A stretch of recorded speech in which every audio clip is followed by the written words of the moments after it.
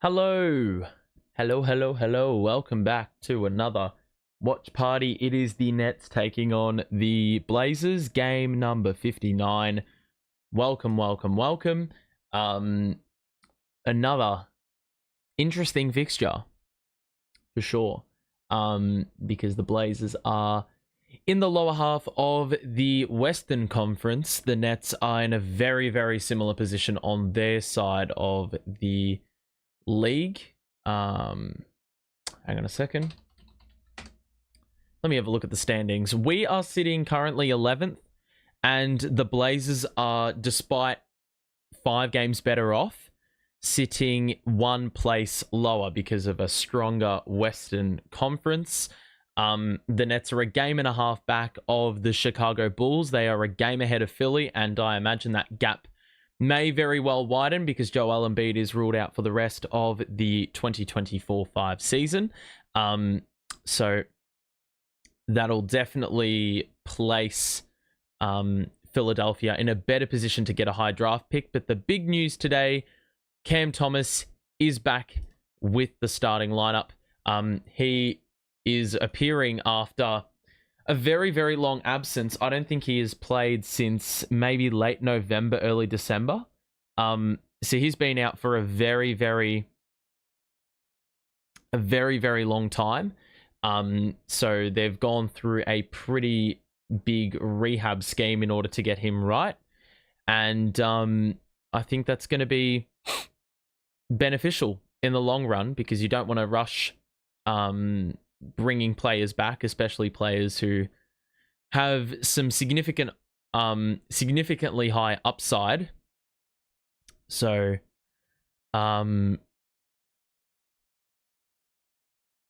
yeah, it's definitely going to be good to see Cam Thomas playing.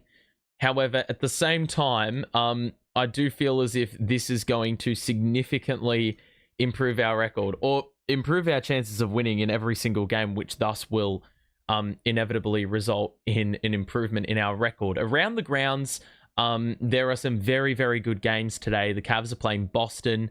The Pistons, flying high, are playing Denver, who are in very good form. The Pelicans beat Phoenix yesterday, and they're playing them again. So there's an opportunity for the Pelicans to close in on us a little bit if we lose today. And the big one is Toronto-Chicago. That game is massive because it will dictate whether we close the gap on a team ahead of us or, whether a team closes the gap on us as they are trailing. That is Toronto, of course, I'm talking about. We have come off a loss against Oklahoma City. That was a very interesting game. An 8-point loss at the hands of the Thunder. But not without a fair chunk of effort. The Nets went toe-to-toe with OKC for the best part of 3 quarters. They led by 6 at 3-quarter time, but unfortunately conceded 18 straight and were never able to reel it back in. So they ended up finding themselves trailing at the final buzzer. But we had a great performance from Shaedon Sharpe. He had 25 points, 15 rebounds, 5 assists, 3 blocks and 2 steals, which has only happened twice in franchise history. You have to go back 32 years to Derek Coleman to see a performance akin to that of Shaedon Sharpe. And the only other player to do something like that this season is Victor Wembanyama. So Dayron was in very good company with a performance like that against OKC. And you know what? If he can prove that is his ceiling, he's fairly limited and sort of placed in a box when he's coming off the bench and playing under 20 minutes a game. But if he can show that he has that ability, then we're going to be in a very good place in terms of more flexibility. Sean Marks talks a lot about flexibility, but having a backup big that has that sort of level that they can hit, it definitely gives you a fair bit of leverage because you can get rid of Claxton and get more picks, more draft capital, or a player that would suit you a little bit better. So I think there's real opportunity in that, which is a really good sign. And Dayron, I don't think can get paid huge money because he is a restricted free agent. Well, that's that doesn't necessarily mean he can't get paid, but I think there's something to do with an exception or something. I don't even know. It's really like, when it comes to those sort of things, I'm very, very unsure and unfamiliar when it comes to contracts and the amount of money you can pay and the salary and the what's allowed, within the new CBA and all that sort of thing. The Blazers have not shown their starting lineup, so I cannot give you an answer as to who is starting for them. They are lagging heavily, but I can probably tell you on courtesy of another Twitter account, which is usually a lifesaver. Here we go. So for the Blazers, it doesn't look like they've named a starting lineup still, which is sort of mental for this stage. So in case you've missed it, the Nets are getting Cam Thomas back today. He slots straight into the starting lineup, which means I don't need to see Keon Johnson ball. Well, hopefully for another game this season, but it does improve our ceiling. Cam Johnson, Zaire Williams coming off a 19-point game, and Nic Claxton reinserted into the starting lineup with Killian Hayes, who is playing his second last game before the first 10-day contract expires. I would not be one bit surprised if the Nets give him a second 10-day contract, because he's put in some very good performances. He's averaging 6 assists a game with the first team, and that 19-point performance the other day. Jordi Fernandez wanted the team to shoot more threes, specifically Killian Hayes, who is a very low-volume 3-point shooter, but he ended up putting 10 threes up and hit 5 of them, to be fair. So he's shown an improvement in the G League when it comes to being able to make threes. And that was on full display the other day. So he's got to replicate that. The Nets shot a franchise high 61 threes and hit 23 of them, which isn't all that bad, actually. It's a pretty good effort. But when you look at how we were shooting the ball in the first half compared to the second half, there was a significant fall off. We hit 7 less threes on basically the same volume. So look, that coincided with us only putting up 45 points in the second half compared to our 76-point burst in the first half, which was very surprising considering we were playing the second-ranked defense, basically, in OKC, and they were number one in a lot of categories as well, for defensive metrics. So they were a very good side, but we were able to put up the most points that they've conceded in a season, or this season in a first quarter. So very, very surprising. I don't know what the Nets are doing with their antics in the starting 5 call out, but alrighty. So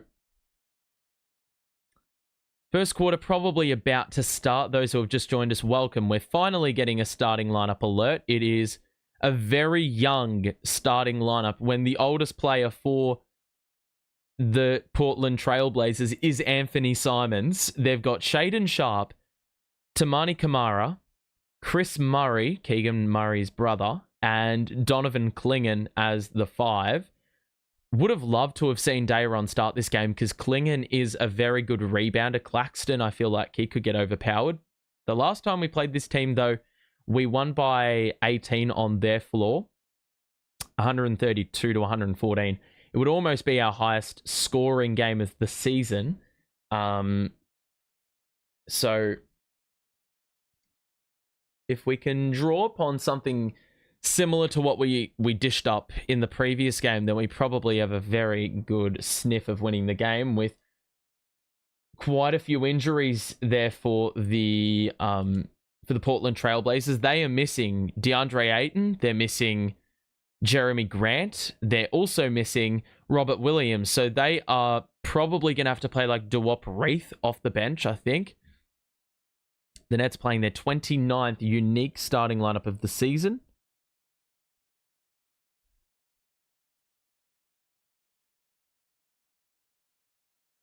Okay. So, Cam Thomas getting a start for the first time since, I believe, the end of November. It's been a very, very long injury layoff. Only 20 or so games left in the season. I think when he got injured, we were playing Sacramento, and that was about 35 games ago. That was when Schroeder was still on the team. So, starting five, in case you've missed it, Claxton, Williams, Killian Hayes, Cam Thomas back, and Cam Johnson, the five. For the Blazers, it's Klingon, Shaedon Sharpe, Chris Murray, Toumani Camara, and Anfernee Simons playing the point. The Nets win the tip, and it's Killian Hayes with the basketball. He'll give it to Cam Thomas. Hayes gets it back. Claxton will look for the handoff. It's Cam Thomas who's already getting a fair bit of attention off the ball. Picks up his dribble, planted the pivot foot. I don't know how that was a... how that was a travel. I didn't see the pivot foot move, but obviously I'm fairly mistaken. It will be Blazers ball, already a turnover. The Nets were very good not turning the ball over in the first half against OKC, which coincided with that great first half. But in the second half, they had 11 turnovers, and that was very damaging. That ball goes out of bounds by the Blazers. Klingon fed it to the corner where Camara had located himself. But he fumbled it, went out of bounds. Nets will get into a set. It's Hayes. Picks up his dribble and bounces it out to Claxton at the logo. Open lane for the Nets to attack here. It's Cam Thomas who will drive in and shoot off one leg. And there's the first score of the game for CT. Turn the ball over on the first possession, but they'll play through him on the second and they score. And Cam Thomas has his first basket in a few months. The Nets get a steal. It's Williams with the interruption and Hayes with the scoop. Very clean handle. He did it all in one hand. 4-0 start. Love to see that. Sharp driving kick. Camara corner pop. Splash. And he's got a little glance at the Nets bench there. Don't know if there were some words being spewed out. Thomas attacks Camara. Kick out to Williams. There's an open look. But he feeds Claxton under the hoop. That's well worked. Because Cam Thomas drew two. And the rotations meant that Klingon was on the outside. Sharpe. Thought about the three on the wing. Up top to Simons, who will drive on Cam Johnson. Shoots with the right, and that is a very nifty move to get the Blazers' second bucket of the game. 6-5 start for Brooklyn. Claxton into Hayes. Handoff to Cam Johnson. And now Claxton back into CJ, who will bounce it into Claxton. Shoots with the left. That is off. Couldn't get the angle. The Blazers push the pace. Sharpe backdoor, and he can get up. And that was an easy flush. 7-6. Obviously, Sharpe is coming off that absolutely lethal hammer of a dunk against the Wizards the other day. I don't know who was the soul that lost their life that day, but a sad, sad day for that man as Sharpe put him on a poster. Williams, in the meantime, hits that three. So 2.5 minutes gone. And the Nets have gotten off to a very, very comfortable start. Simons pulls up in the mid-range. And there's been no answer early on. Blazers have made every single one of their field goals. The only other trip up that end resulted in a turnover. Hayes shovels it out to Cam Thomas, who will call for the Claxton screen up top. He is blitzed. And he's got some length to contend with there. Claxton, kick out to Williams. He's going to need to pull up in the mid-range, and he does. And he gets the right amount of power on that one to hit in the mid-range. So Zaire with an early 5. And the Nets up by 2. Sharpe down the middle. Pulls up in the mid-range. That is low percentage, but he hits that one as well. So the Blazers have rocked up here early on in this match. Defense leaving a bit on the table to start off. Sharpe is coming off a 36-point game against the Wizards. A number of Blazers hit double figures in that game. Thomas the drive. Lob. Claxton can't get the tip. The pass was a little bit errant. And Klingon will bounce it into Simons as the space clears out. Simons the driving kick. Sharpe the pump fake. He gets by Williams. And he goes up and scores another easy layup. So I wouldn't be one bit surprised if we're going to get a timeout here. And Geordie has called it with 4 minutes gone in the opening quarter. It's been pretty, I'm going to say it's been pretty diabolical, this start. Pretty disappointing. Pretty disappointing start so far. 13-11. The Blazers have scored at will. I still don't think they've missed yet. And so the Nets are going to want to improve that very, very much so. It looks like the defense is carried over from the other day because it was very much a cakewalk for OKC. But the offense is looking pretty good. Claxton has accounted for our only 2 misses. We're 5 of 7, but as I said, the Blazers have not missed yet. They are 6 of 6, and even for the couple of turnovers we've forced, I mean, it's not going to matter too much if defensively you're a turnstile. So, off the rip, Claxton with 3 early assists, which is very much a point guard stat line. I mean, he did play the point in high school, but these days it's a pretty far cry to what he's doing now. Zaire only accounts, or is the only guy to account for our other assist. The point guards, the smaller players in the rotation, do not have a dime. They haven't been facilitating. They've been scoring a little bit. And for the Blazers, they're knocking down their shots. Interestingly enough, in the mid-range, I mean, they're 1 of 1 from deep. So haven't put up a high volume of threes out of the gate. But we've kept them out of the paint too. So it's definitely not really in line with the way this team usually plays. Or any NBA team usually plays. Mona, Amy, Miracle Tree, welcome to the stream, guys. Hope you're all doing well. TJ, same to you. Hope everyone's doing great. We've got a few more in the chat, and I'm assuming it's because Cam Thomas is back. The man, the myth, the legend. He's just got that much aura about him. So, he's gotten off to a pretty decent start. He hasn't missed. And he's gotten to his spots, but he's had a couple errant passes or a couple errant moments, which indicate a fair level of rust.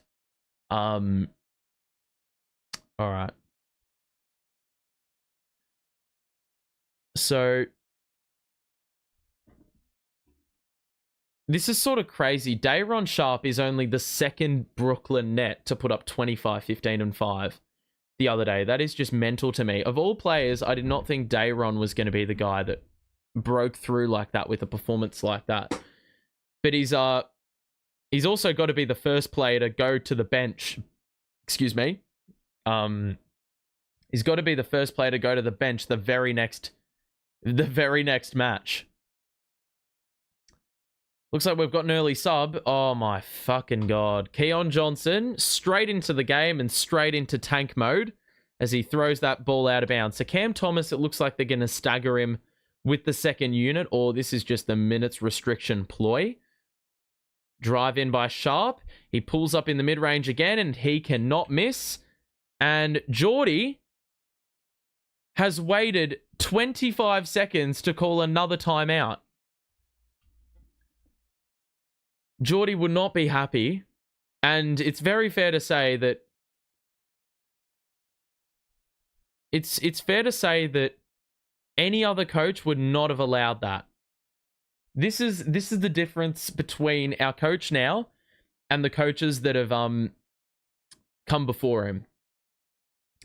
No other coach that we've had in probably the Brooklyn era is calling a timeout 24 seconds after they called a timeout. Like, sees one error, one lapse. I'm assuming they were talking about something in the timeout and it just did not translate over. He's wasted no fucking time, like, getting into them and saying, that's not good enough. You need to be a lot better than that. So that's what I like, the accountability. Okay.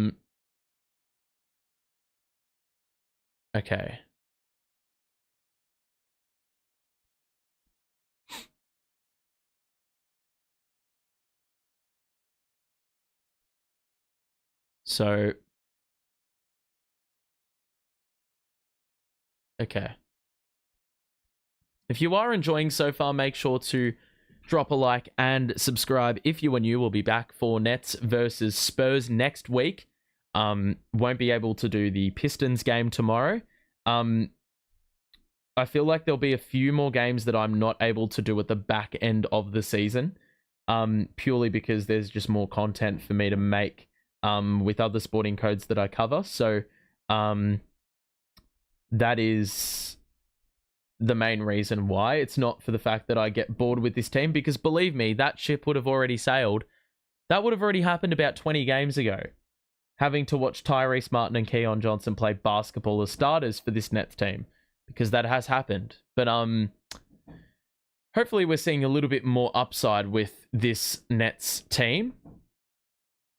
Keon Johnson, I don't know what the hell he was doing on that offensive possession, and then I think he was the guy that got cooked on defense. Let's have a look.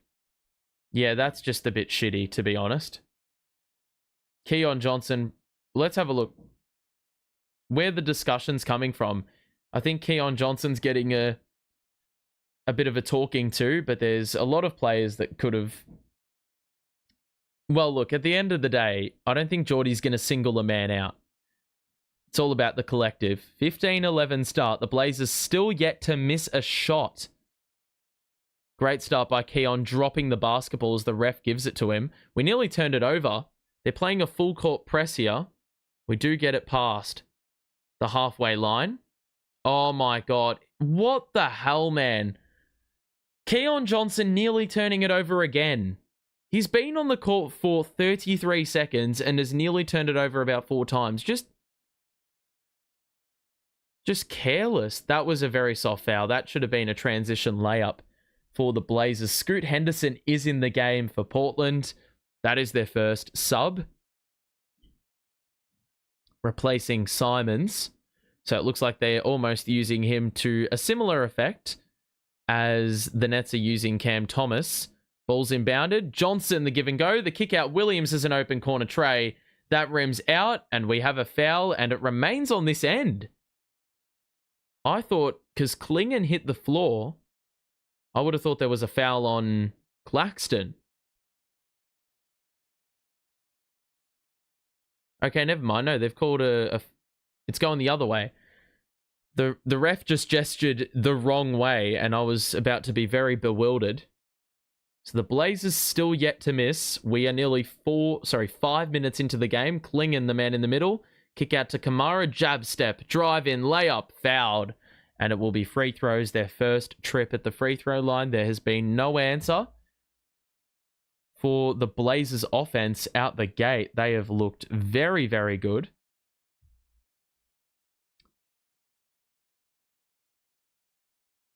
So the Blazers are an interesting team. They won 6 in a row. They lost 4 in a row after that. And now they've won 3 in a row. Kamara's free throw is off, so that is their first miss of any form in this game. Unless you want to count the miss when Kamara was just fouled. 7:09 to play in the opening quarter, 15-11 lead. One more free throw here for Kamara. And that free throw rims in. So Kamara off to a pretty decent start today. Blazers on a 7-0 run. And this is ever since Cam Thomas went to the bench. Cam Johnson needs to get a few touches here. Claxton out front. Keon Johnson just lost his footing, but was able to regain that footing. Tyrese Martin's on the floor. Claxton the crossover. Tries the layup. And that is, I think, off Shaedon Sharpe's foot. Cam Johnson with the knockaway. And he's able to force the double tip, and it's gone. Oh my God, he has absolutely sliced his arm off. That should have been a foul. So the Blazers would have won that challenge should they have wanted to challenge it, but not enough gain, I guess. Johnson, the bounce pass in, was partially deflected, and the Blazers with the steal. Kamara, the bounce pass, is knocked away by Wilson, who's in the game. Oh my God. Get the ball across the half-court line, lads.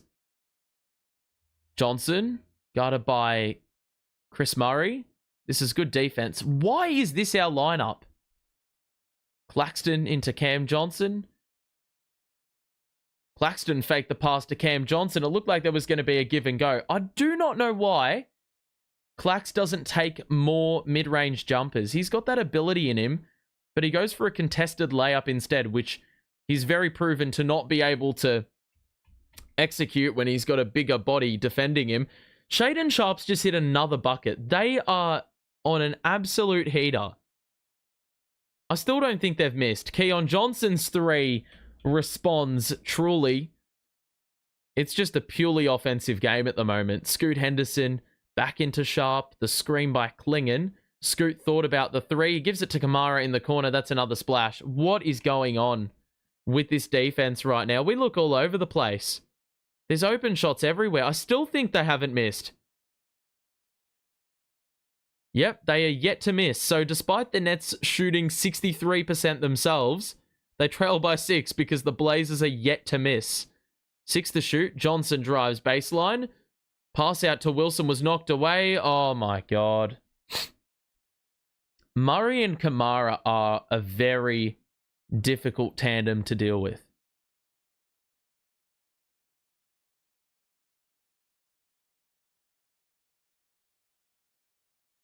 So, 7 minutes gone, and I don't know what a missed basket looks like. Defending a missed basket looks like.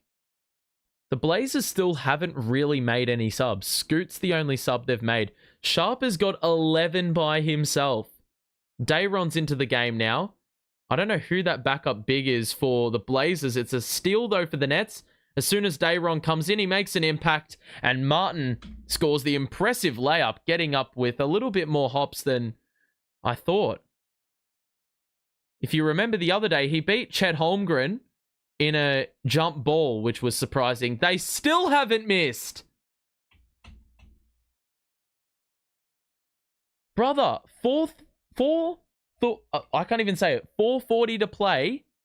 They are yet to miss. 10 of 10. The turnovers are the only saving grace right now for us. Dayron out front. Watford in the game right now.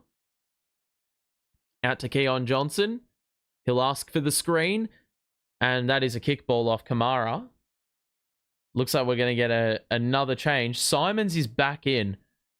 What are they even doing? Like, they have no subs. So their center's in, but I don't know who that is. Anfernee Simons is back in. So they've run a 7-man rotation. That is crazy for a 26-win squad. Dayron fakes the handoff, takes it inside. Bit of bully ball. Can't score it. Follows up on his own miss and hits the 2. Kamara may have tweaked his ankle there because he looks a little bit ginger running up the floor. Scoot picked up by Keon Johnson. Now Anfernee Simons picked up by Wilson. The blitz arrives. Scoot to the corner. Kamara, another 3. Finally, a miss. Finally. Johnson, the acceleration. The Euro, he lost the ball going up. And the Blazers are benefits of the knockaway. Walker, the drive. Picks up the dribble. Kick out to Scoot. In rhythm. That 3 hits back iron. Get the rebound. We don't get the rebound. Walker muscles his way inside, and it will be free throws for him.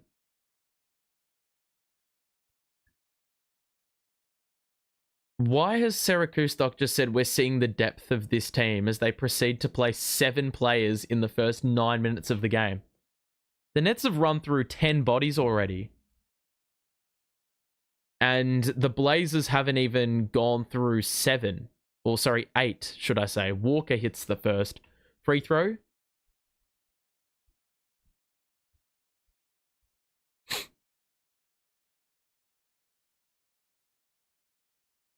One more free throw here for Walker.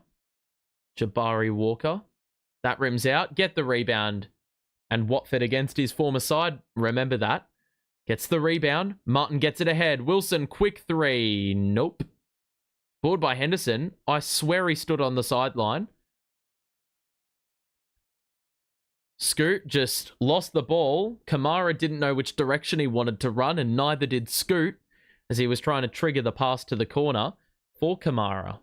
And another turnover. The Blazers have had 6 first quarter turnovers. They have had more turnovers than misses from the field.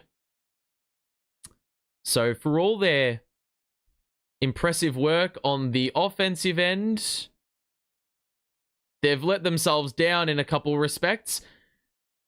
The Nets get a block after they turned it over on their end, but the Blazers on the reload airball it, and it goes out of bounds. So after they made their first 10 shots, it seems like the Nets have responded a little bit here. I think the Blazers have missed their last 4 or 5 attempts. Shaedon Sharpe with a good chase down block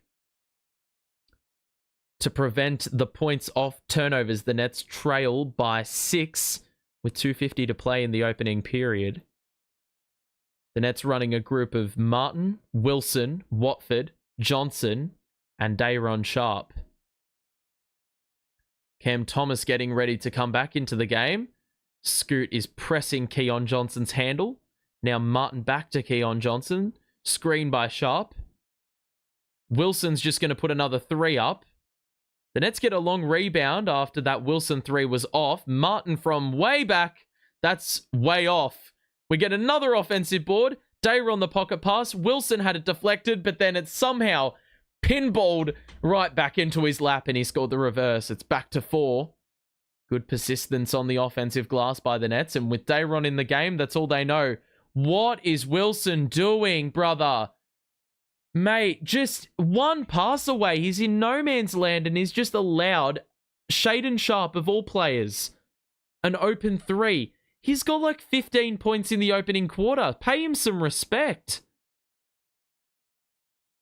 Watford in a switch. Dayron's got Simons on him in the post. Wilson the kick out to Martin in the corner. That 3 is perfect. And we close in on the final 90 seconds of the opening quarter. A bruising screen by Walker. Scoot's just got another open look. That hits back rim. So he's had the same fate on all his 3-pointers. Keon Johnson. Over the shoulder. Wilson is just continuously firing with minimal success rate. And it has gone off the Nets.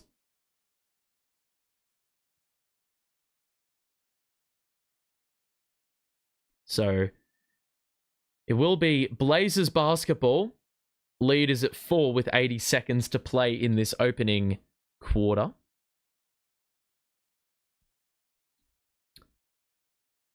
Simons going to get into it early. It's actually Beekman who also checks in. So a very unique group the Nets are running here. It's wheeled back out to Simons. The blitz arrives. Kamara. The closeout, we wanted to travel, didn't get it. Kamara put up an air ball on a hook shot. Banton's in the game, 3 to shoot. Kamara moves through, extra, and the jam by Walker. That was well worked by the Blazers. If I'm running out of breath trying to complete the sequence, trying to commentate the sequence, then you know. Oh, get stuffed. That is not a foul. Ever. Ever. What even is that for? He's just fallen over. He's just fallen over. That is a joke. Oh, get stuffed. That isn't even remotely close to an offensive foul. Just pack it up if you're going to call that a foul. Blazers are 2 of 8 since they made their first 10 shots. Simons off glass, it's off. Walker, the offensive board, gets the bounce. We need to be boxing out better, and Watford, he's got a lot in his kit bag, but unfortunately, defensive rebounding is not one of them. So the lead is 8, and Cam Thomas is going to hold for 1 with a 4-second difference between shot and game. Beekman sets the pick. Thomas, step back 3. That is well wide. We get the offensive board. Watford with the runner. It's off. He knew he missed it. And then Martin gets one up, and that is also well wide, and that is quarter time. The Nets trail by 8. And look, given the start by the Blazers, I think I'd be pretty happy with only being down 8 and only having conceded 33 points. But at the same time, there's probably a lot of work to do heading into this second quarter. Let's have a look at the box score because we've barely taken a glimpse of it in this game. Shaedon Sharpe, not quite as prolific in this match as he was in the previous game against the Thunder. Excuse me. I wasn't meant to be that. I wasn't meaning to be that audible. Kamara and Shaedon Sharpe are just... They've been brutal. They've combined for 24 points by themselves. Only 4 scorers for the Blazers. But Kamara and Sharpe have been prolific for the Nets. We have no player with more than 5 points. Martin and Zaire Williams leading the way. The shooting is... Well, it's somewhat normalized after the Blazers started like a house on fire. They're 13 of 20. The Nets 11 of 24. That's not too bad at all either. But here's the big issue. The turnovers are off the charts for both teams, really. But if you're good enough to force the turnovers, you need to be good enough to look after the basketball yourself so you can really utilize that advantage. But neither team has been good enough to do so thus far. 7 turnovers to 6. And that ultimately is going to mean that, well, if that's even, then you've got to look at other statistical categories to break away from the opposition. And the Blazers have just shot the ball that little bit better, even though the Nets are putting up a few more shots than the Blazers. They haven't been to the free throw line yet, the Nets. Definitely think there's a focus on shooting threes, but I reckon Geordie's gonna want to see us shoot a few more. The bench have put up a lot of threes. Wilson's already put 3 up. So the minute the bench came in, I feel like the shot quality probably diminished a little bit. But really, it's going to start on the defensive end and building on top of that, looking after the basketball. That's got to be a main point of focus. You got to be right in their grill. I think you've got to run them off the 3-point line and see if you can force stops in the paint, especially with Shaedon Sharpe in the game. So second quarter is underway. Blazers are running a group that only consists of, well, it looks like they're running an 8-man rotation, which is sort of crazy. Simons on the outside is guarded by Beekman. So it seems like that may be the assignment. Walker rolls.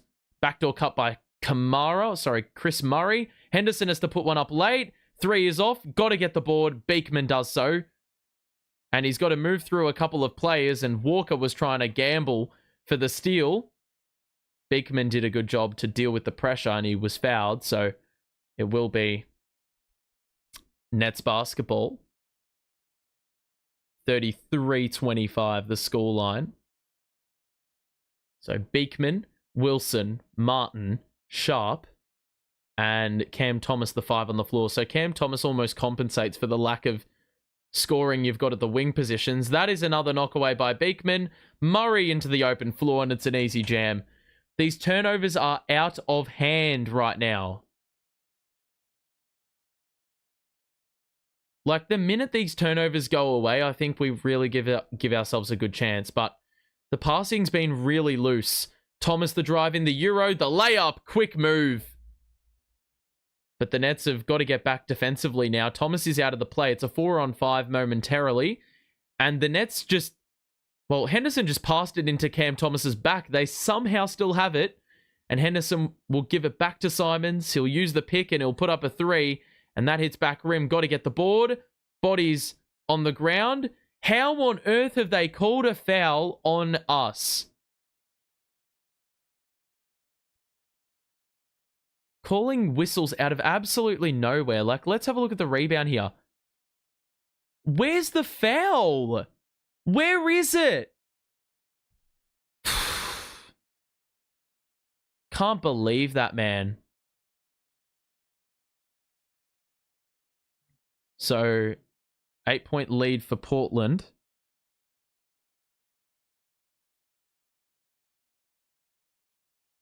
So, Oh, it is going to be Nets basketball. Thank you. I thought it was going to be Blazers ball.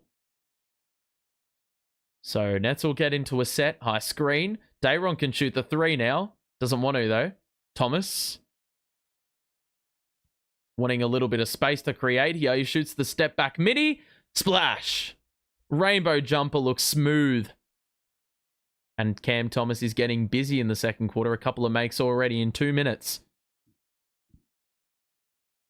Simons will throw it in to Klingon. Double arrives. Dayron nearly got the steal. He claims that there was a knock, a double tip, and Geordie's going to back his players in. What? Wait, what? Geordie just walked in wanting a challenge, and they didn't let him do it. I don't know if that was like they pulled out of it at the last minute. Oh, that's a good extra feed. Klingon was fouled right at the basket. That's sensible by Wilson because I thought that Klingon was going to be there for the easy make after a very good bit of playmaking by Murray, who drew 2 defenders in. Klingon no good to finish, but he'll get free throws here at the line. And I don't know how good of a free throw shooter he is, but just purely off the perception that centers suck at the line, I think it's a good foul. Klingon, though, makes both and completely defies my theory. And it's back to 8. So a bit of back and forth early on in this second quarter here. Beekman passes to Thomas. Drive, gets into the mid-range again, leaning in, can't get it to go. Rebound by Thomas. He saved it in the nick of time, but he threw it to the opposition. Sharpe's back in. He's feeling it. I still don't think he's missed, so we need to respect him properly. Sharpe on the perimeter. You're going to use that high pick. Dayron's going to come over and double. Sharpe just threw it away. It somehow ended up with Klingon and he's been fouled. That's so stiff because I think we played that very, very well. Very unlucky to not get a turnover there. Sharpe's thrown it about 20 feet into the air and we just didn't have the positioning. So Klingon back at the line to shoot a couple more and that one rims out. So looks like we're going to get a sub here and it's going to be Claxton who returns. And I think he'll benefit a lot more offensively with Dayron. Dayron performing because I feel like he can. We don't really have empty center minutes, but also on top of that, Cam Thomas returning, a bit more playmaking. And when those two were playing early in the season, it was a good amount of chemistry there. The Blazers missed both at the line. They're now 4 of 8. Thomas, Claxton. Thomas nearly had the handoff knocked away. Moves through, shoots off glass. It's off. Wilson can't get the rebound. Banton does. And now he's guarded by Claxton on the perimeter. A mismatch. Quick offense. And that was supersonic. Between gather and make, it was within milliseconds. Martin, quick trigger 3. That is an air ball. That, honestly, I could be on the floor and do that.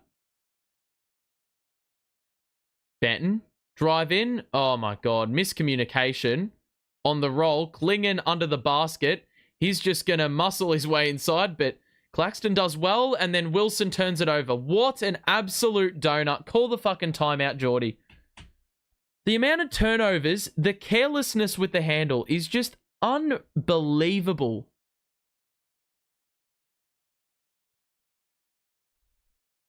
So we haven't called the timeout. We're down 12. We've had 10 turnovers in the game already. It's not like Cam Thomas is the primary culprit of this. Thomas on the baseline falling to the deck didn't get the whistle. And it looks like he's a bit slow to get up.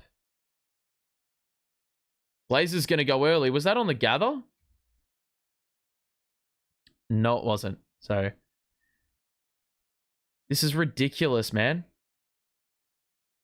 41-31 the scoreline. 10-point game. Blazers have played good basketball, but I think the Nets are really responsible for half of the problems that have occurred in this first half. Thomas back to the sideline. Thomas has got 8 points in 9 minutes. He very rarely skips a beat, whether he's been out for 30 games or he's missed one or two, or he's not missing a game at all. He very rarely skips a beat. It's like he hasn't missed a game. Kamara's 3 is right. Claxton nearly could have turned that ball over because Sharpe was breathing down the neck. Keon Johnson out to Hayes, who's back in. Cam Johnson will drive down middle. He's back in, and he isn't able to curl it in. Blazers into a set. Simons. Cross court to Banton. Now the corner for Kamara. That's good defense by Williams. That's what he's on the floor for. Sharpe 3 over Williams. Oh my goodness. Shaedon Sharpe, I think, still has not missed.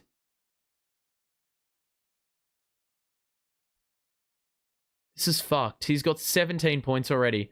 Skip pass into Hayes in the corner. He had to really come collect that. Skip pass out to Johnson. It was way too high for him. And it's going to trickle out of bounds. Another turnover. And I wouldn't be surprised if there's a timeout called. And there is. So, 13-point lead for the Blazers. This has just been fairly intolerable with the amount of turnovers going on in this game. The Nets have only put up 6 points in this second quarter, so the Blazers haven't necessarily been all that crazy.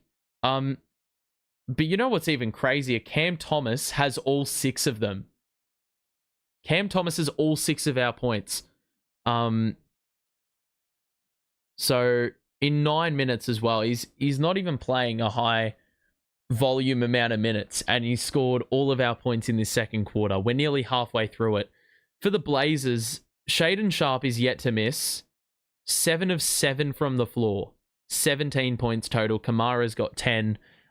They're shooting it very, very well. The 3-point shooting has dipped. But overall as a team, they're still going strong. The Nets are 14 of 30. That is very close to 50%. The threes, though, they've only put 1 up in the quarter. And on top of that, they are yet to make a free throw. And on top of that, they've had 11 turnovers to 6. So they are really making life difficult for themselves when you've got already 7 players with a turnover out of a possible 11. Like, that is just unacceptable. Incredibly. When you look at the amount of assists we have, 8 assists, and 3 of those have come from a center, and that happened in the opening few minutes. That's not good enough. Every second possession is basically a turnover. And it is just unacceptable to see.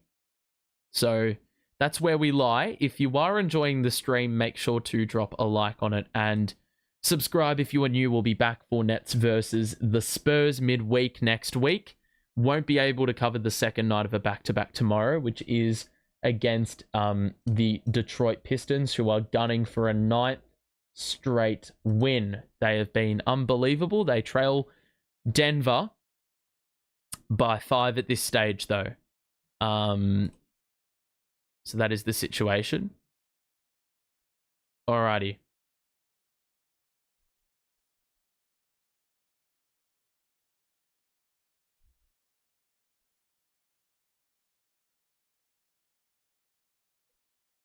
So 44-31 the scoreline. The Blazers have really just been less shit than us. The turnovers are the main issue. It's driving me crazy, right? And we've got a number of players that can handle the rock, but the Blazers' defense has been pretty stifling. So even for shooting the basketball pretty well, we've been pretty mediocre. Just running the offense, really. Scoot Henderson's back in. He'll drive and kick it out to Kamara. Got it by Watford, who's back in, and he shuffled his feet. And that is a travel. So, look, if you're turning the ball over a ton, you've got to try force a few back just so you can swing it back in your favor. That was the first turnover for the Blazers in the quarter, so they've gained a bit more separation as a byproduct of simply looking after the ball. It is Hayes, picks up his dribble. Johnson moving 3, that is far right. And they're able to save.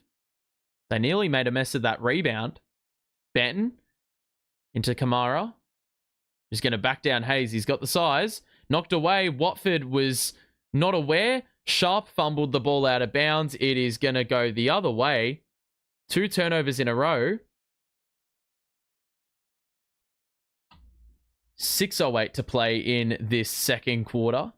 Nets need to get a few shots up, I think. That'd be ideal. Claxton into Keon Johnson. Given a bit of room. Now in a switch. Cam Johnson on the kick out. Guarded by Banton. Drive in. Layup. That's off. Claxton with the completion. Cam Johnson wanted a whistle. He doesn't get those. And then we've got a foul on CJ. So that's the ultimate rub in there by the official. He probably did get the whistle there. But complaining's going to do nothing about it. Claxton blitzes, Walker in the middle, Banton the 3-ball splash. That blitzing defense is not really working. The rotations are looking a little bit shocking. Keon Johnson with a beautiful Euro and the reverse. Heading away from the hoop. Nice crafty move. Nets have got to get a stop here. Banton. Guarded by Hayes. Drives it in. The kick out. Knocked away. Watford able to rake in the steal. Another turnover for the Blazers. Corner 3 for Johnson. Nope. Cam Johnson gets the board. And there's a whistle for Cam Johnson who was going up. And it will be attempts here at the line. The Nets have not had free throws the entire first half. So a Johnson squared play. Both Johnsons getting involved. Cam Johnson makes the first free throw at the line. One more attempt for Cam Johnson. Donovan Clingan is back in. So is Anfernee Simons. So they are almost running their starting 5 to close out this first half. The Nets not playing Cam Thomas here down the stretch. Or so it seems. One more free throw here for CJ. And that rattles in. So 10-point game, 5 minutes to play. The Nets can go on a late quarter run and make amends for their ill discipline when handling the rock. Simons. High screen by Clingan. Henderson. Pump fake on the 3. Drive. Extra feed. Nearly turned over. The kick out to Simons. Top of the key. 3-ball splash. Oh, get fucked. That was nearly another turnover. So 50-37. The Blazers 8-15 from beyond the arc. Nets have not made a 3 in the quarter. And only attempted 3 of them. Watford into Hayes in the middle. Shoots off balance. Board by Sharpe. Pulls up for 3. He's feeling it. But not quite there. Clingan gets the offensive board. Simons on the reload. Yes. This is actually ridiculous, man. They're getting these offensive rebounds out of sheer luck. It's just ricocheting right to them. Johnson, pocket pass, Claxton, pirouette, dunk. Almost could have been a travel. So, inside the final 4 minutes now, it's a 14-point deficit the Nets have to make up. It would start with getting a stop. Dayron getting ready to check in. Henderson pulls up. No. Board by Johnson. That's Cam Johnson who will drive it in, attack Sharpe, and there's a blocking foul on Sharpe. That was pretty soft. Don't really know what he's supposed to do there, but Cam Johnson's going to get the benefit of free throws here with 3:35 remaining in this opening half.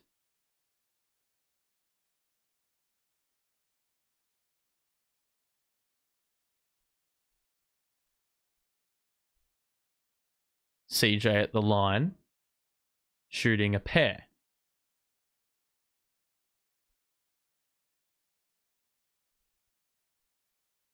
And CJ knocks the first down. If we can just force a few interruptions in the final 2 minutes, 3 minutes, should I say. If we can get this to within like 7 or 8, I think it'll be pretty optimal heading into the second half. Because I don't think what the Blazers are doing, nor what the Nets are doing really, is all that sustainable. I feel like it could swing more in the Nets' favor in the second half, provided there's a lift after halftime. Simons on the wing. Squared up. Doubled. Pass across to Kamara. Fake the pass. Wild layup. How has he made that? Goodness me. Oh, get fucked. They're making bullshit, man. Kamara is not all that. Like, we're taking the piss if he's making that. Watford the drive in. Shoots with the right hand. And there's an offensive foul. You absolute idiots. And we're going to get another timeout. This has actually been one of the more intolerable games I've seen in a long while.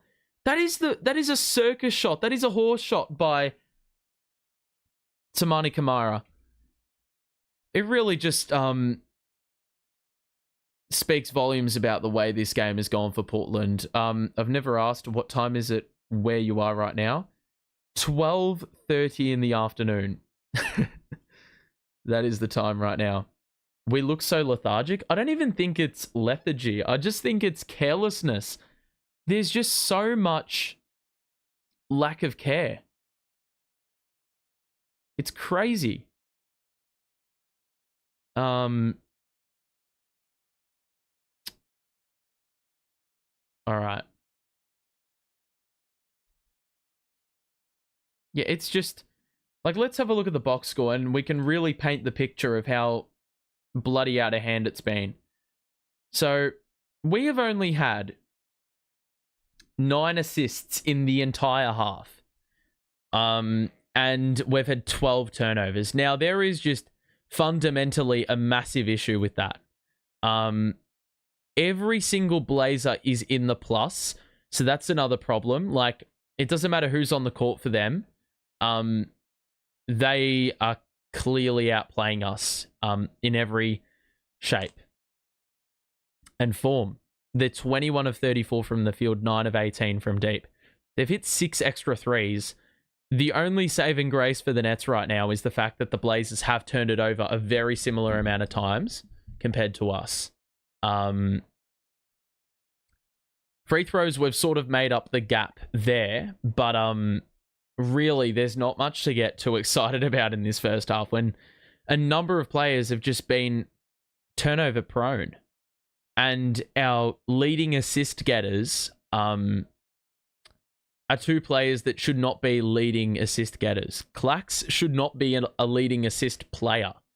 And funnily enough, he's one of only 3 players that have played minutes today without a turnover. So that is like, it's all backwards. It shouldn't be like that.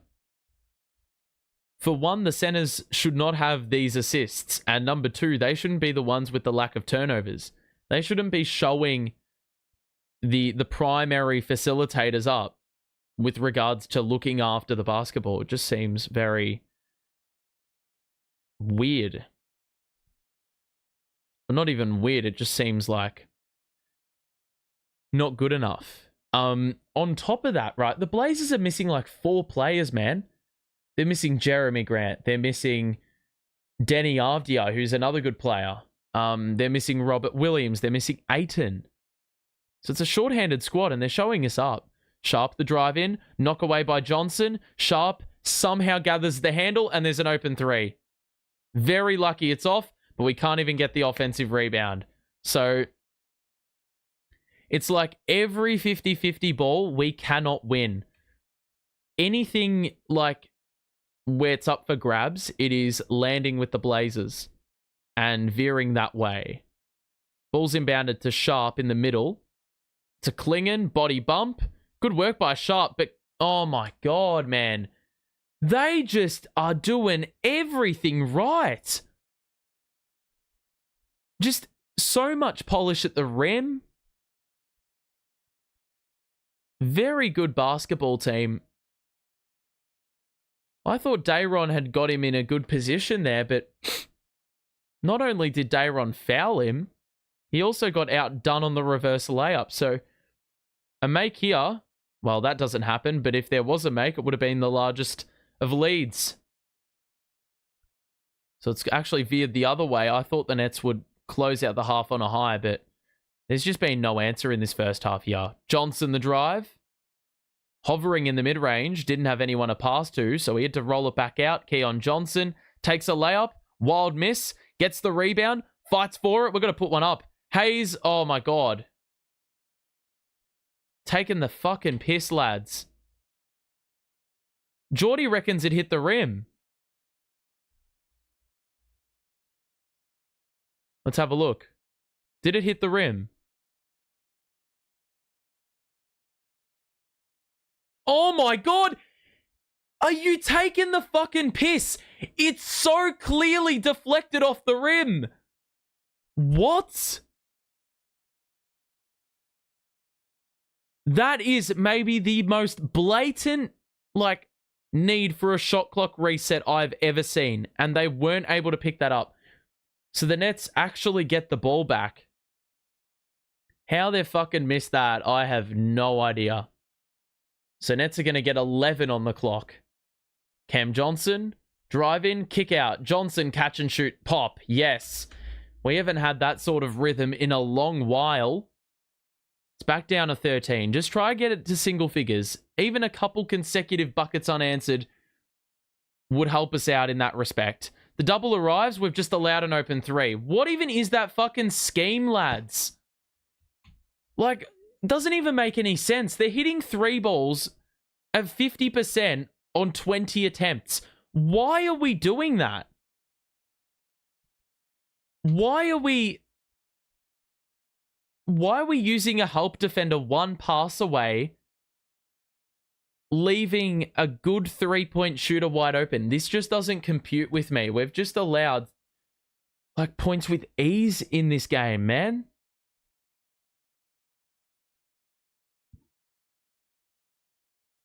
It's actually remarkable. It's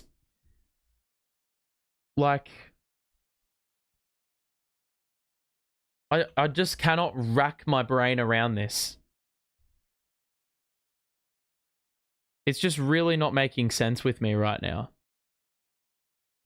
Looks like we've got a point nicked off us. 60-44. Second free throw is good. It's down to 15. So the blitz doesn't really make a ton of sense when the Blazers are shooting like crazy. That's where it works. When they're bouncing it into the big, it's a 2-on-1 break, and Cam Johnson with the rim run and the two-handed flush.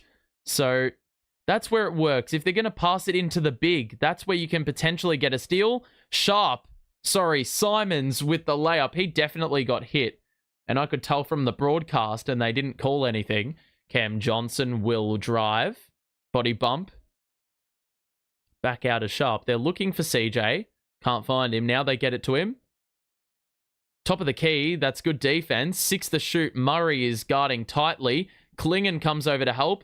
Dayron's got to put one up and doesn't get the bounce. He bats it out. That's basically an assist if he makes. Johnson's off. Board secured by Brooklyn. And we somehow save it again. 30 seconds left in the half.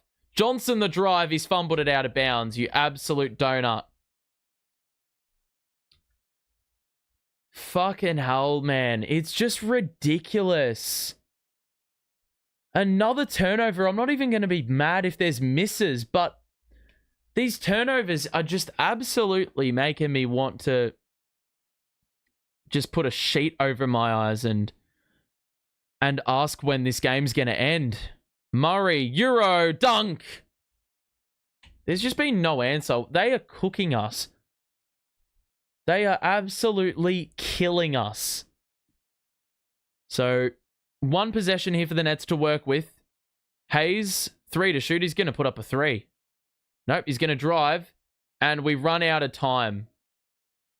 That sums it up. Goodness me, man.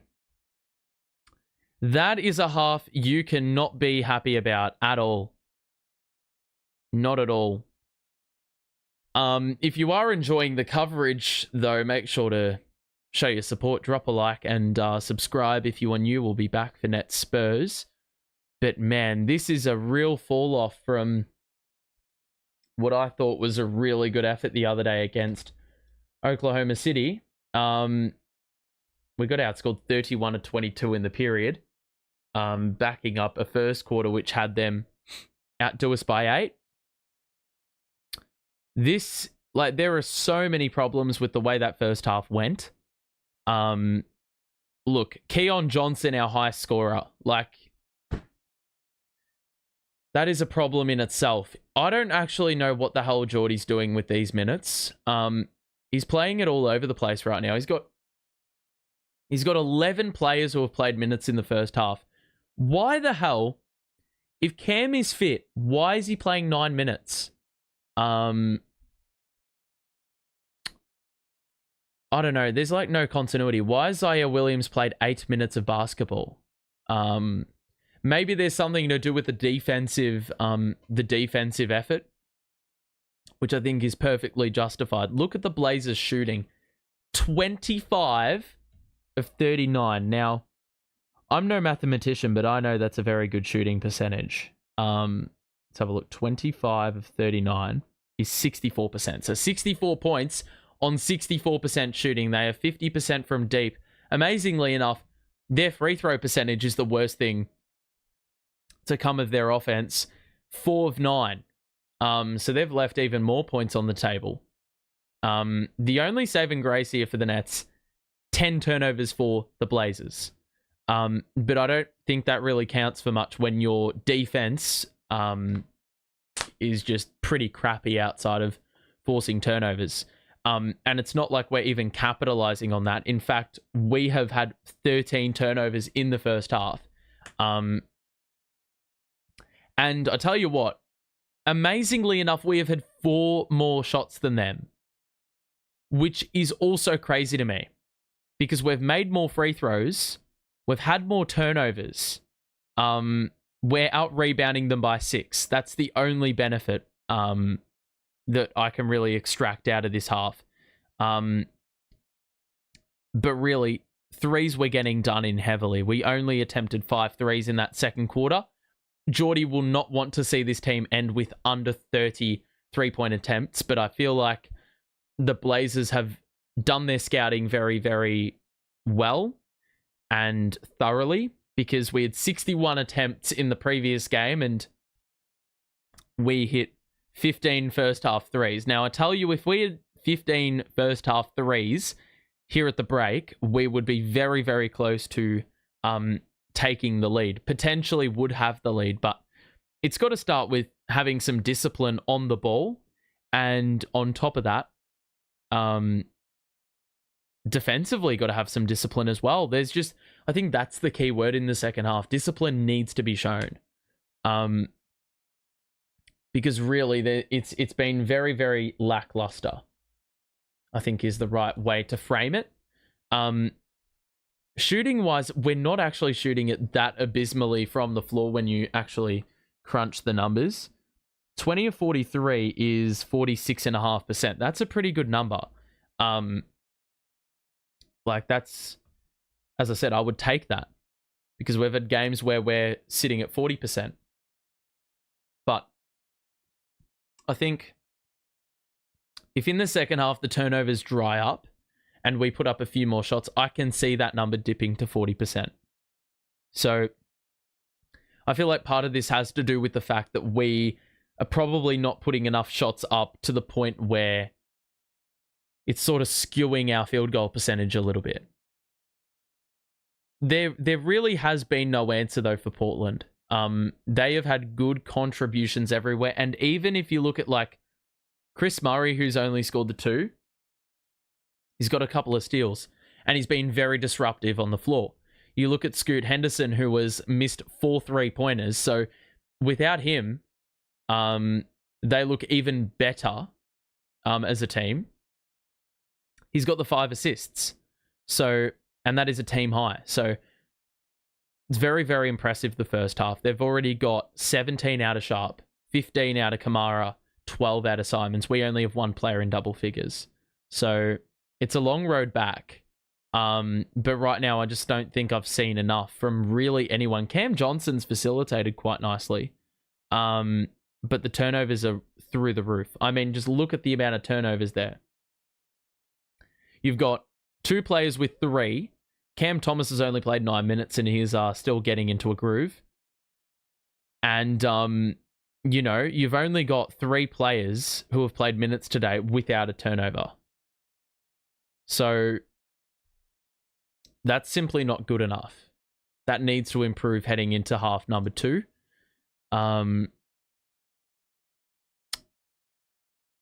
But yeah.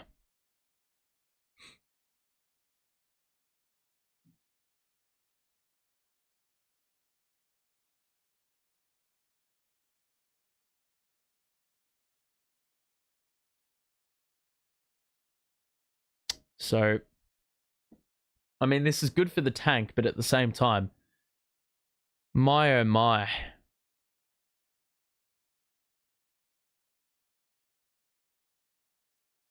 It's just,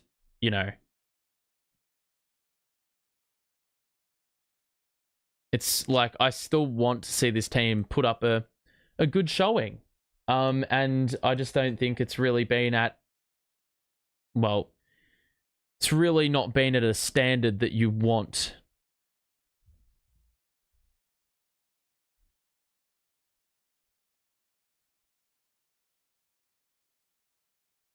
Okay. So, second half is coming up soon. Now, around the grounds, there are some important games to pay attention towards. Detroit, if they overtake Milwaukee, that obviously helps us with a draft pick standing. Boston and the Cavs, they're playing a pretty good match. So are OKC and the Hawks. Both of those are very high scoring games. And Toronto are beating Chicago. So even with a loss, we would still remain within the same distance of Chicago if they lost today. The Raptors have a pretty good team. Like they've got Quickly in there, they've got Grady Dick in there, they've got Pirtle, Barrett, Barnes. That's a good group. And that's without immersing Brandon Ingram into the lineup as well. I mean, the Bulls are playing Zach Collins at the 5, so I think it's to be expected that they lose that game. But the Pels and the Jazz play later on. I can see the Pels catching us. They're only 5 wins behind us, and they've got a pretty good team. So I wouldn't be remotely surprised if they come surging home in the final 25 games or so. But really, the second half, we just need to see some... Yeah, we need to see some improvement here.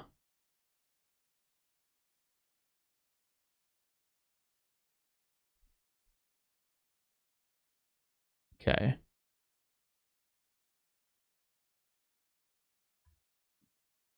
I'm interested to see what people are saying.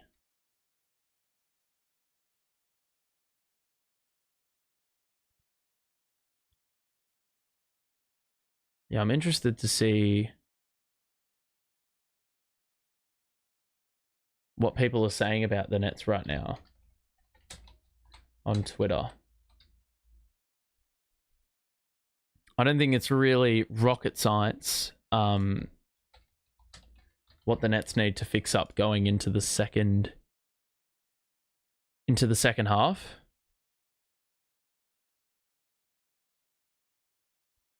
But like the main thing here is like they've just got to work out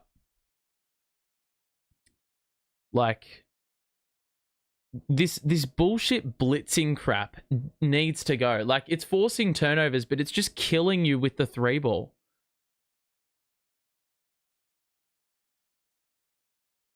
Defensively, they're playing very, very well though. So I'm hoping for some second half adjustment here. Otherwise, we're in for a very, very long half. Like, I didn't think this is what the game was going to look like when Cam Thomas came back into the lineup.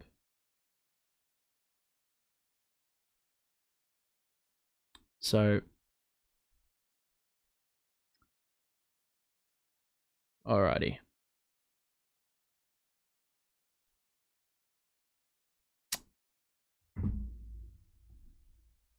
So, what are your thoughts heading into the second half? Let me know in the chat if you have any thoughts. Anything Nets related, really, or basketball related for that matter. We don't have too long before the second half begins, but if you do have anything to contribute, make sure to let us know.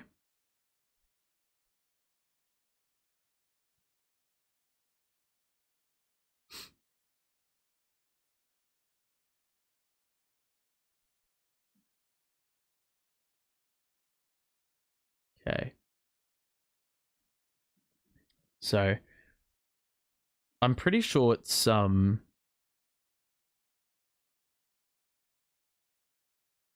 pretty sure this is the largest lead as well. So hopefully things sort of die down from the Blazers end when it comes to like a shooting perspective.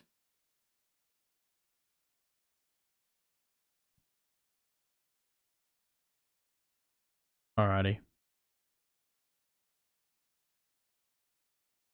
So second half about to begin. I think.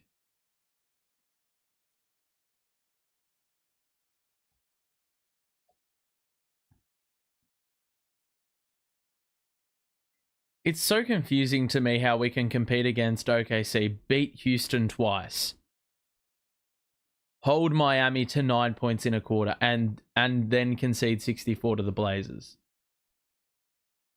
And then concede 120 against the Wizards. Lose to the Wizards twice. Like,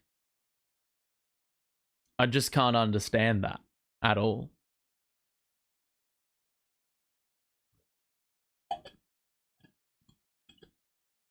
So, anyway, we'll see what this group has got in the second half. But it's going to start with the defense. Schematically, there needs to be a difference. Because what they've delivered in the first half, it's just simply not good enough.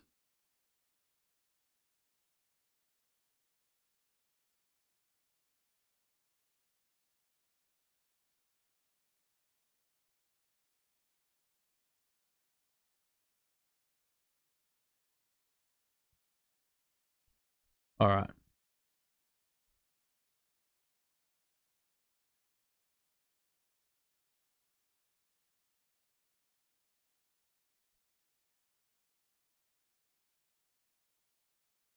Okay.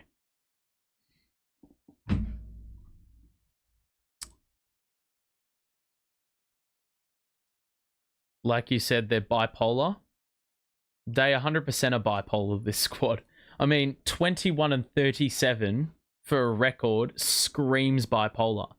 The ability to play one very good game and then shift to playing two mediocre games the next. I'm seeing this team put shots up and they can't make shots for shit, so...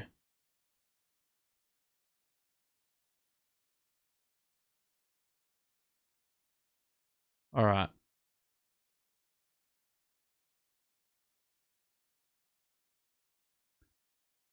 64-47. Come on, lads. Just give us a bit of something to cheer about in the second half instead of turning the ball over every second possession.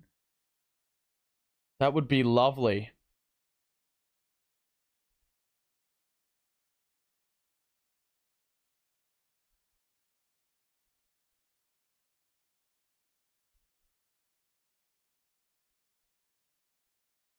Okay.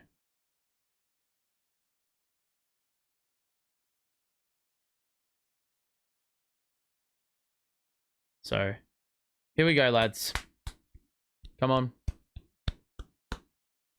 Please produce a decent second half. We are underway.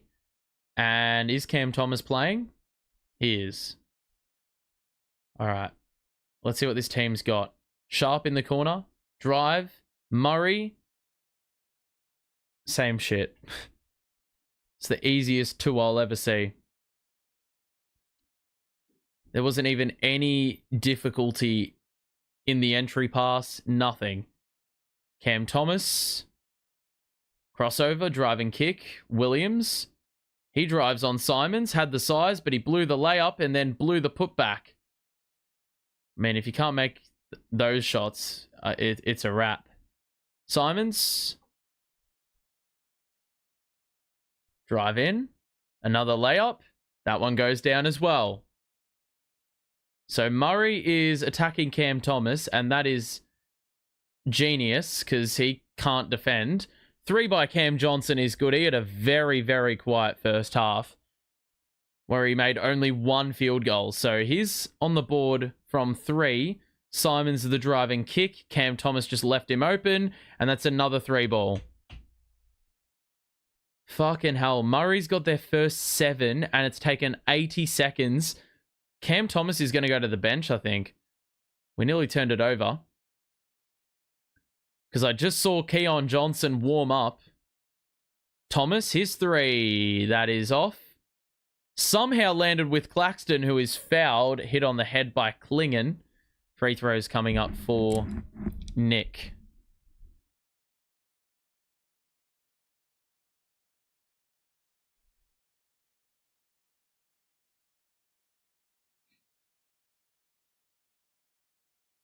So, 2 free throws here for Clax. The Nets are yet to miss a free throw.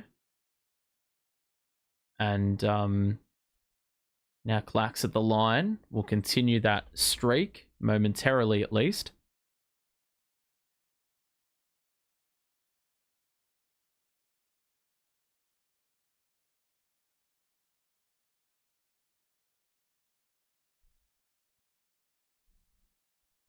All right. First one's good. Claxton's second one took a couple bounces on the back iron and he hit the free throw. So an unorthodox way to convert 2 at the line. Cam Thomas takes a seat on the sideline. He had a whole 2 minutes on the floor. No, he's on the floor. And who did we bench? Williams. Mid-range is off. We get the rebound. So they've kept Cam Thomas on the floor, but we've gone with Keon Johnson as a better on-ball defender. Hayes the lob. Claxton, dunk, and the foul. And his mask has covered his face entirely. I don't know how he completed the play there, but free throw coming up again for Claxton. So getting a lot busier here at the start of the 3rd quarter. He was pretty quiet in the first half. Yep, that's definitely a hit in the head. So he's getting swatted all over the place upstairs. 1 more free throw here for Clax. And he converts that one too. 3 of 3 at the line. Back down to 16. Get a few stops, you'll get back in the game. It's that simple. Simons, the drive, the kick out. Kamara, why are we leaving him open again? That's off though. Hayes the board. It's almost like we're preying on the missing. Johnson's got Klingen guarding him on the outside. Clax's Kamara on him in the post. Johnson, the 3. That is uncalled for. A bit of a heat check for someone who's only made 1 3 in the game. Drive in by Murray. Gets inside. Johnson tried to knock away. They roll it out to Simons on the catch. Quick trigger. Nope. Board by Johnson. A couple of misses in a row by the Blazers. Claxton got decked. What?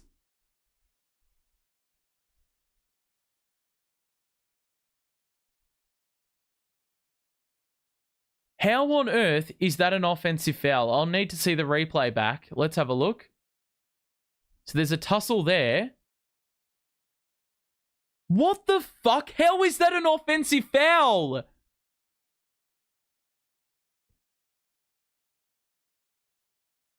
Bro, he's fucking elbowed him in the head. How on earth have they called that an offensive foul? You're taking the fucking piss. We've been stitched up all fucking game.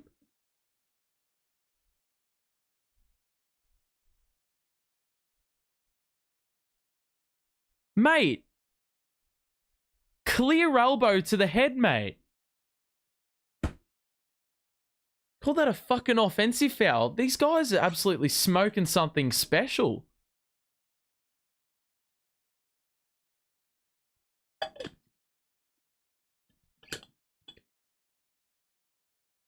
He's elbowed him off the ball.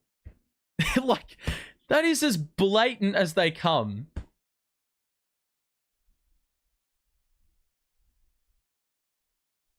Oh, thank fuck. They turned it over to a defensive foul. Fucking ridiculous if they'd have called that an offensive foul. He's elbowed him in the head. That is... He's like dragged the elbow up. Trying to clear out a bit of space. I mean, that is...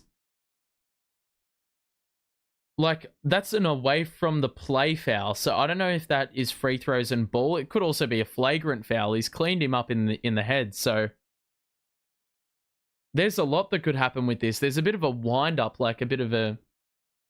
I mean, slow-mo makes it look worse than what it actually was. But still, that's a very errant elbow. I would be very surprised if this isn't a flagrant one.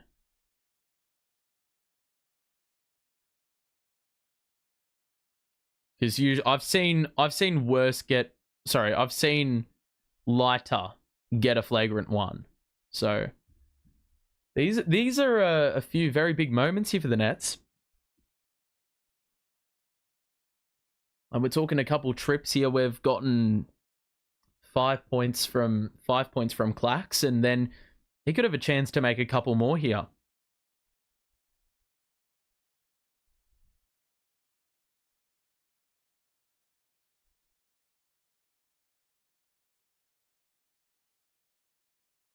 So they're taking a very long look at this.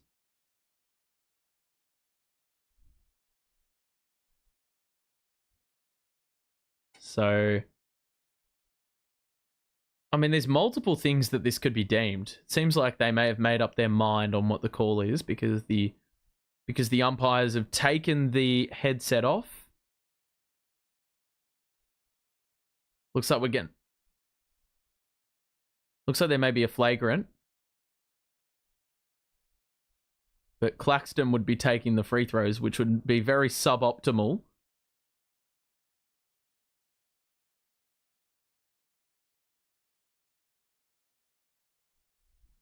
All right.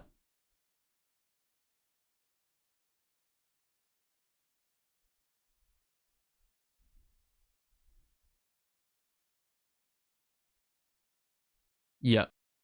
So Clax is going to get a couple free throws, and then we get the ball. So this game, I mean, we're banking on Claxton making a couple for this scenario to pan out. So opportunity to cut it to 14, and then we have the ball. So if we are opportunistic and get every single point on offer here, we could have it down to 11. So Clax made all 3 free throws on prior trips. Make it 4.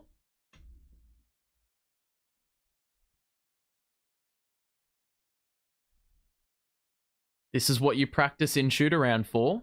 Clax has seen that Dayron's making his free throws and he's tried to up his game. So misses 1. So he's 4 of 5 now from the line. 15-point game here. Nets will have the chance to trim the deficit down a little bit more. They're on a 6-0 run. There's another foul out front, and it's on Kamara. A lot of stoppage early in this third quarter. It seems like 2.5 minutes have gone for fucking ages. So Nets are now in the bonus with over 9 minutes to play. If we don't capitalize on this, it's a shambles. Thomas is going to back Kamara down, takes it out to Johnson, and he's turned it over. Murray, the length is just troublesome. They get it into Klingon, and he scores for 2. Claxton was ready to block the shit out of that, but realized that it would have been a goaltend. Nets have got to attack the rim. I don't think they've been nearly assertive enough here. Thomas, layup, foul, and there's the whistle. And CT will get free throws at the line. The Nets have an opportunity to trim the deficit without the scoreline, the timer really changing at all.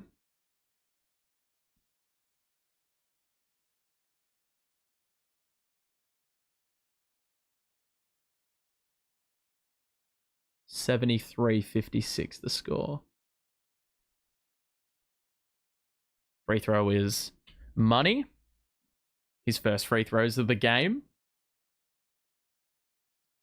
CT with 9 points in 13 minutes. Hasn't been really the center of attention here in this third quarter. Clax has gotten the bulk of our points. Lead is down to 15 for Portland. They have taken 4 less free throws and made 8 less. So that's keeping us alive here. Kamara. Cutter is Klingon. Goes at Claxton. It's off.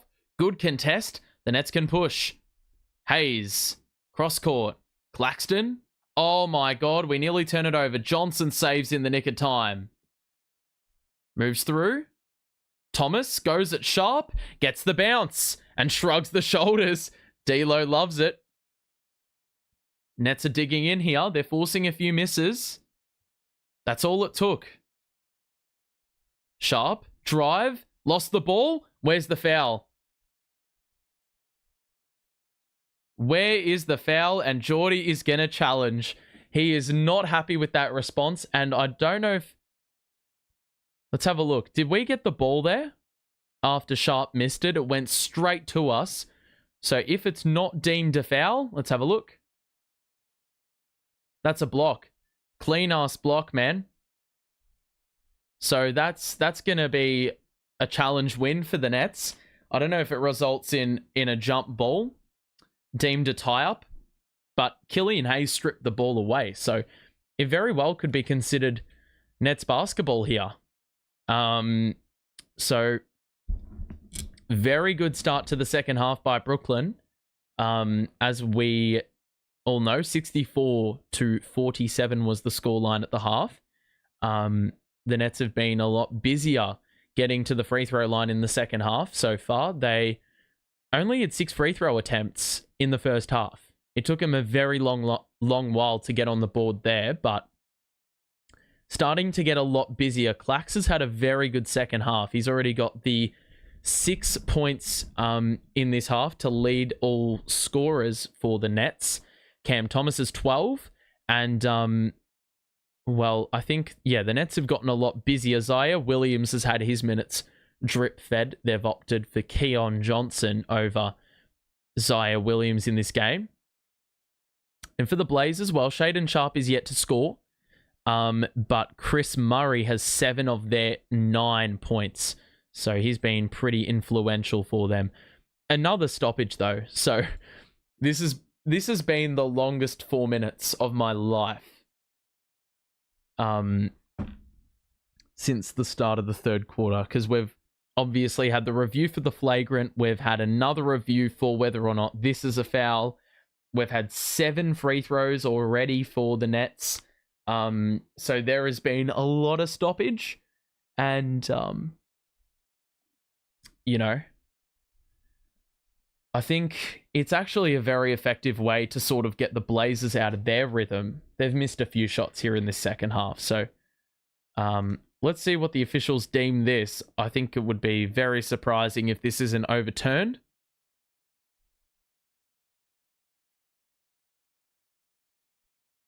Let's have a look what the call is.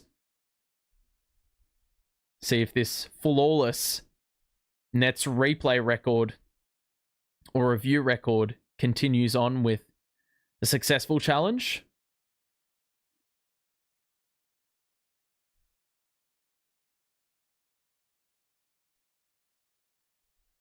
Yep.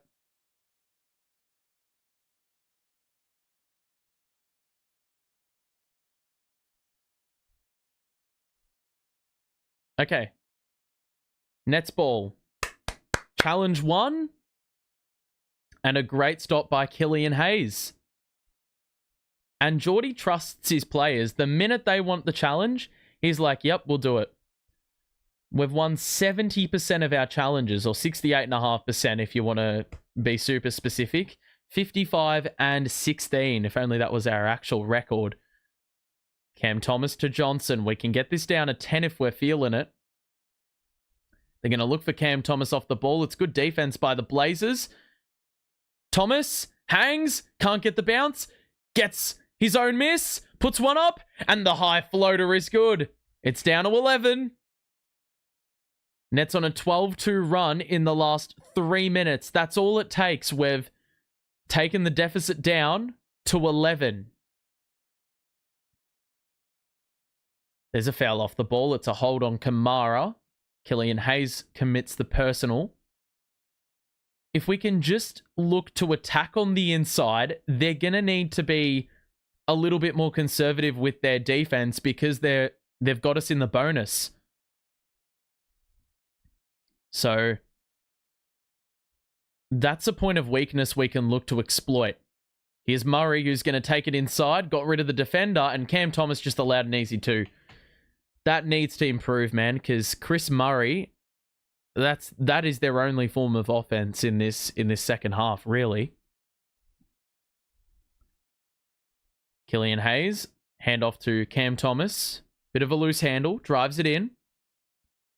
And now he's got Klingon guarding him on the outside. He's going to take him one-on-one. The double arrives. Cam Johnson with 4 to shoot. Looking very conservative here. He's going to have to take Simons off the dribble. That's off. Hayes, the offensive board, gets the layup.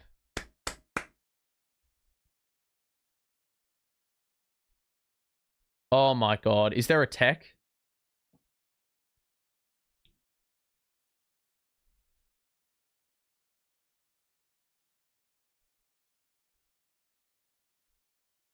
So second chance points converted. Killian Hayes with a nice bucket. The Nets have had 14 offensive rebounds? What? Jesus Christ. Outdoing them in that category by 9. So that's another place where they keep themselves alive. Hayes with the knockaway. The Nets get another steal. Johnson. We'll leave it for Thomas at the logo. He's guarded by Kamara. The screen's going to be set by Clax up top. With the lead at 11. Pull up 3. Oh. Wasn't able to get the angle. That would have made it very interesting. Nets double. Backdoor cut. Sharpe was open for 3. He drives it in. Goes vertical. Good defense by Keon Johnson. And then Claxton hurt his hand because I think he tried to block him through the net. So, bit of a letdown there because I think we did a good job there to try force a stop. Cam Johnson catch and shoot 3 off. Board by Keon Johnson. We got another offensive rebound. Cam Thomas. Closed down there by Murray. Takes it in. Wants a whistle. Doesn't get that either. So a couple stops by the Blazers have halted the Nets in their tracks. They go for the lob. Johnson read it very, very well. And Hayes is going to go downhill. The cutter was Johnson down middle. And I don't know where that... What the hell? What even was that? Hayes wanted a kickball. Everyone just stopped in their tracks. It's back up to 15. 5 minutes to play. Nets need a score here. Beautiful feed to Cam Johnson. Money. Back down to 12. And it looks like, well, Cam Thomas was told by Geordie to foul. We have wholesale changes with 4 bench players checking in at the 4:51 mark. It's Sharpe, Wilson, Martin, and one other checking in. Claxton, Cam Johnson to the bench. It looks like Tyrese Martin's also come in. So Martin, Keon Johnson remains on the floor. So the tanker lineup is out in full force right now. Trendon Watford back on the floor. Here's Sharpe. Good defense. Drive in by Sharpe. Kick out. What a feed. It's an open look. I mean, that is a beautiful find by Shaedon Sharpe. Back up to 15 again. So they've responded well. Nets are shooting like crap from the three-point line. Watford body bump. Gets the whistle. And the foul is on Kamara. So 4:22 to play in the quarter. More free throws here for Brooklyn.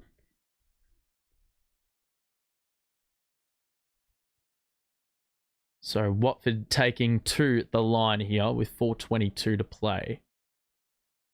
Oh, God, mate. You are just playing like shit today, brother. The bench the last two games have just been absolute, like, stinkers, man. One more free throw here for Watford. Goes 1 of 2. Lead down to 14. Got to get stops, man. And we deny the pass to Scoot Henderson. They give it to Sharpe instead, who's guarded by Keon Johnson. And now Scoot Henderson. Blitz. Sharpe gets by Johnson. Goes vertical. What? I thought Sharpe got him clean. But it will be free throws for Shaedon Sharpe instead.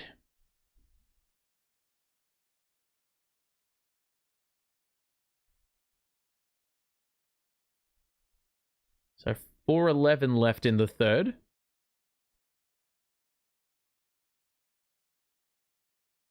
And Sharpe rims out on the first.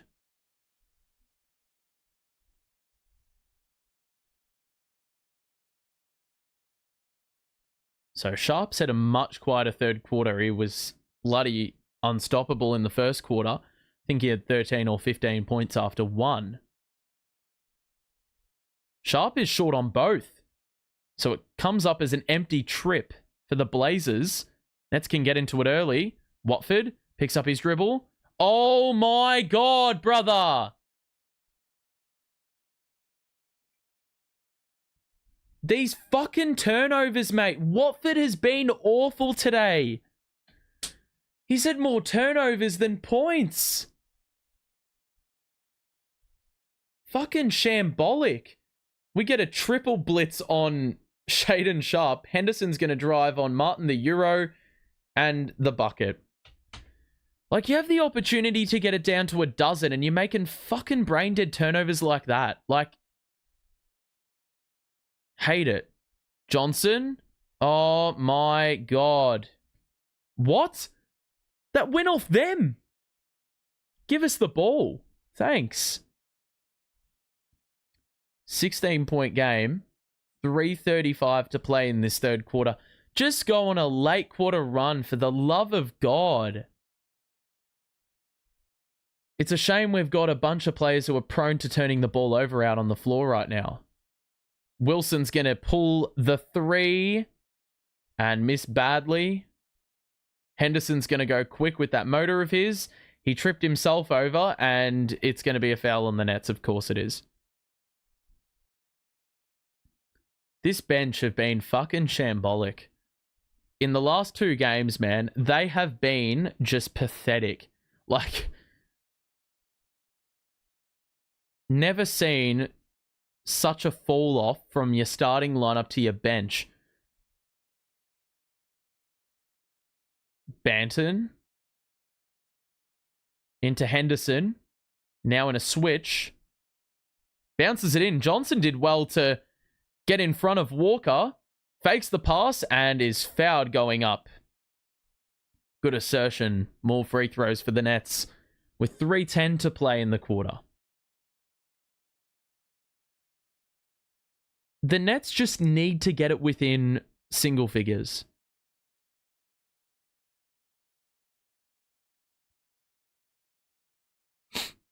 Nets have 9 free throws in the quarter, so Opportunity to capitalize a little bit more. Keon makes the first.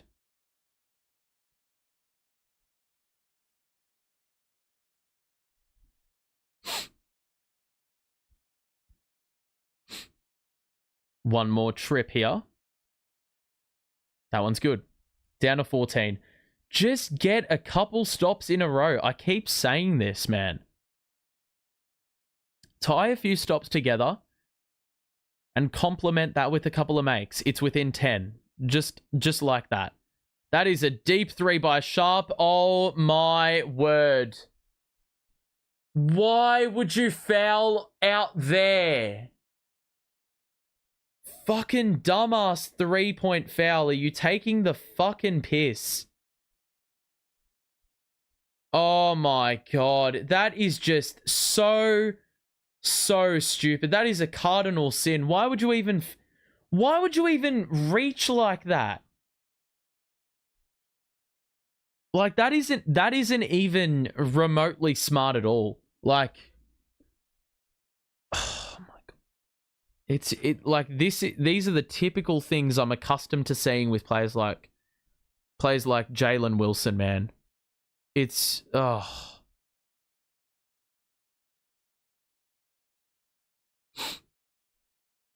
It's just intolerable, brother. So 3 free throws will ensue after this timeout. The Nets are outscoring the Blazers by 3 in the quarter, but they'll be able to quickly tie that up with 3 makes by Sharpe. He did miss 2 free throws in the quarter already. Look, the main issue right now is this bench unit are absolutely stinking up the gaff. If I had to, like, cumulatively, is that even a word? Cumulatively combine every single player coming off the bench, like their field goal percentage: 6 of 11, 7 of 17, 8 of 20, 8 of 21. Look, that's not abysmal, but the turnovers are through the roof with them as well. And for the Blazers, like, they haven't really had anyone go off crazy. I mean, it's been someone different every quarter. Sharpe had a massive first quarter with Kamara. Those two have died down for output. But then in the second quarter, it was more Simons. In the third quarter, it's been Chris Murray. He's accounted for half of their total. So it's just been really frustrating. Every single quarter, there's always been someone different contributing. Yeah, and it's just, you know, we're doing a good job with the free throws. Like, there's, like, the Blazers are 4 of 11 from the free throw line, but the 3-point shooting and the 2-point shooting has sustained itself. The turnovers have been off the charts here in this third quarter, especially for Portland, but their field goal percentage continues to be solid, and the Nets have only hit 5 3-pointers in the entire match. They are shooting under 25% from the 3-point line. 1 make for every 4 misses. Like, that's just not good enough. So, a trip here for Shaedon Sharpe. And he makes the first one.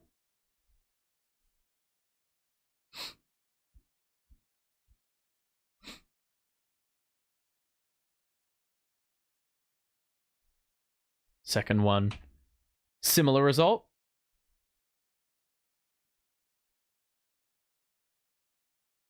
Okay. One more free throw for Sharpe is also good. So flawless on that trip after going incredibly unsuccessful the first time round. So Watford now on the perimeter. Sharpe was open for 3 for a moment. Here's Martin to the corner. Watford gets it off a deflected pass. Gonna back down Sharpe. Has the size. Got blocked. Sharpe's got to put one up. And he scores for 2. The follow-up important for the Nets. Get a stop, though, please. Wilson guarding Sharpe. Double arrives. Henderson will go down the middle. Lost the ball. There's more free throws. This team have just...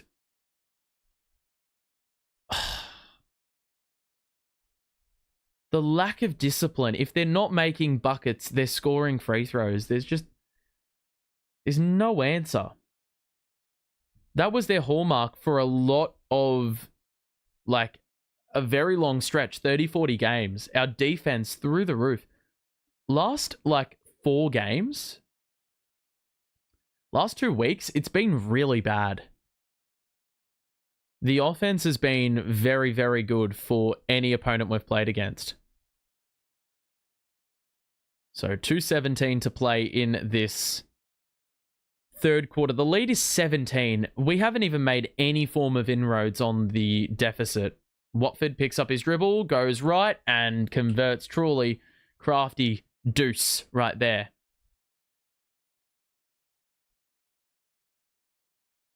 Banton on the outside. Tries to attack. Unsuccessful. Held up. Now Sharpe.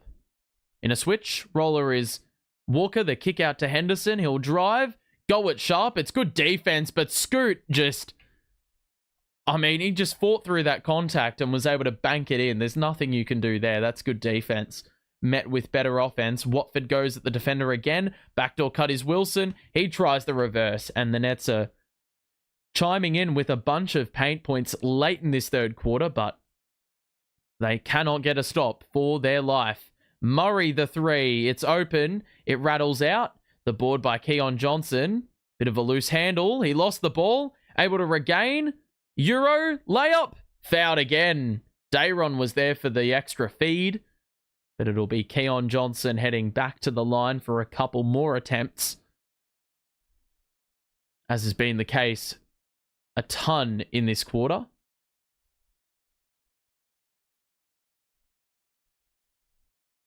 Looks like we're going to get a foul. Sorry, a timeout.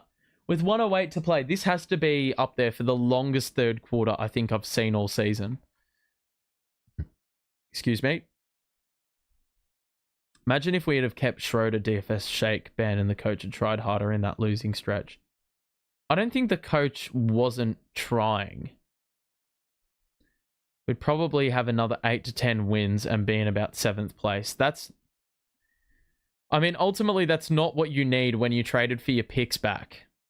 And you got rid of some picks with potentially high value. I don't think... Look, I'm not mad with where we're sitting in the standings. It could be a lot better. It also could be a hell of a lot worse. But realistically, in that losing streak, there weren't a lot of easy games in that.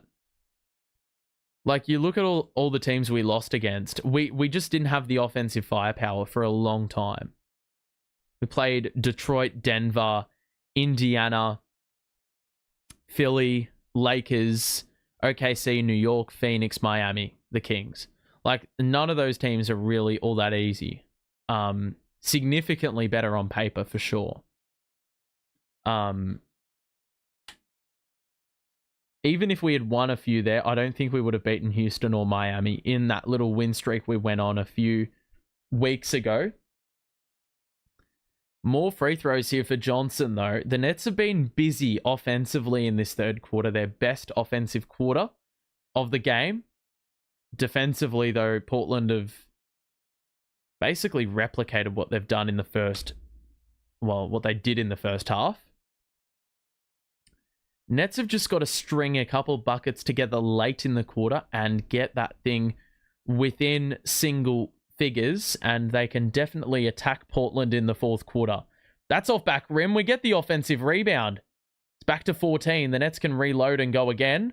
Sharpe is going to get it in the post, and he scores for 2. And there is a stoppage. And there's a delay of game. Geordie wanted a whistle. Thought that scooted, slapped him on the arm going up Shaedon Sharpe. We exploited the mismatch, so the Nets get 3 out of nothing. And the lead is down to 12. Henderson goes downhill. Kick out. It's an open look for Chris Murray. Off. Get that board. Dayron does well. Keon Johnson must have gotten hit because he was on his haunches. Watford attacks early in the offense. Scores with the right. And with 38 seconds left in the quarter, the Nets, well, they've gone on a quick 7-0 run inside a minute. Banton goes up. Wild layup is off. Oh my God. What? We get a steal out of nowhere. 3 for Martin. Yes. No. We get the board. Johnson's going to go up. He blows the layup. Wilson misses and there's a foul under the hoop. Frantic work under the bucket. And it's going to be 2 free throws for Brooklyn. Keon Johnson got hit in the head. What an absolute miss. Offensive, or not an absolute miss, an absolute mess. Offensive rebounds all over the place. The Nets had 4 opportunities at it there. And now Wilson trims the deficit to single figures.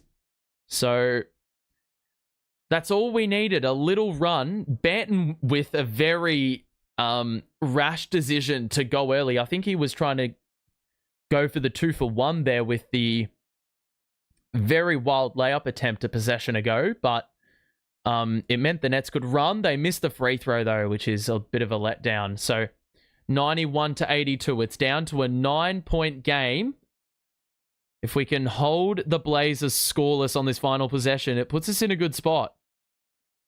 Wilson defending Banton on the outside. 4 to shoot. Henderson down the middle. Kick out. Sharp, quick trigger. 3 is off. And that's 3/4 time. The bench did a very, very good job to make this a ball game heading into the 4th quarter. They scored as a team 35 points, eclipsing their previous best by 10. And the Blazers only put up 27. So the Nets just need to go a little bit better than that in the 4th quarter, and they can absolutely steal this game away from the Blazers, who have led for much of the contest. If you are enjoying the stream, make sure to drop a like and subscribe. We won't be here tomorrow for Nets Pistons, which is the second night of a back-to-back. Their win streak ended today, losing to Denver. That was a bit of a blowout. So you'd imagine their key players are going to be well rested. But we will be back for Nets Spurs next week. This fixture, however, the Nets second unit did start to get a little bit busier. You can see all their scoring totals have boosted up in the last chunk of time. Keon Johnson with 10, but I think it's the guys around him, Dayron, Martin, Wilson, and Watford, sort of keeping the scoring ticking over, which is something that they couldn't do adequately enough in the first half. 3-point shooting is abysmal, but the Blazers have dropped off in that respect, and the Nets are trimming the gap when it comes to field goal makes. The free throws are well in our favor. We've made 8 more than them, and we were very good on the turnover front in that 3rd quarter. Definitely felt like the turnovers were a much lower volume. And it's no coincidence we went on the run because, of course, the turnovers were kept in check. So 1 quarter to play. The Nets outscore the Blazers by 8 in the quarter. They trim the deficit basically in half. Shaedon Sharpe has got 22 for the visitors. Anfernee Simons with 14, Kamara with 15, and Chris Murray with 11, rounding out their main scorers. They have only run an 8-man rotation, so there's a very real possibility that the Nets have a little bit more petrol in the tank. So, given they've spread the minutes around a little bit more than the Blazers, who have been very minute heavy on their starters, maybe they fall off offensively in the 4th quarter, because that is the way it's been trending from quarter 1 to quarter 4. The Nets have the ball to start the 4th quarter as well, so they can make a bit more of an inroads. They've got to get it past half court, and they do in the nick of time. Thomas is back in. So I'd imagine they're going to use him as the primary source of offense. He gets into the mid-range. One-on-one, shoots over Klingon. He got blocked. Not smart. Klingon is going to run the transition play, and Kamara, should I say Banton, I just got my names mixed up. They score the first two of the fourth. Cam Thomas got to be smarter. If you've got the mismatch, attack the bucket. Klingon's going to kill you. Oh, for fuck's sake, mate. 2 fucking shit offensive plays in 37 seconds of action. Okay, well, that's just not a foul. That's just not a foul at all. It seems like if you stand still and you initiate contact off the ball, it can create the illusion of an illegal screen. That's what it feels like. So I would have almost run that bench unit. Oh, that's going to be a bucket. Klingon, body bump, foul, bucket. I don't know how they didn't get the whistle there. It's back to 13 again. And Watford's turned it over. Fucking excellent. Oh my God. What a shit start to the fourth quarter. My God. Just, like, you've just ruined your hard work that you did at the back end of the third. In the blink of an eye, this lead's going to go back up to where it basically was at the end of the third. Oh, sorry. End of the second quarter, should I say. So, Keon Johnson straight back in because he provided some good end of quarter minutes. Watford and Sharpe off. Into the game, Claxton and Johnson. So, a very unorthodox group, I would say. Scoot Henderson with a loose handle. Guarded by Wilson. Drive in. Hangs. And there's a foul. Wilson picking up another personal. So, this is unsurprising. Man, Zaire Williams has barely played in this game, man.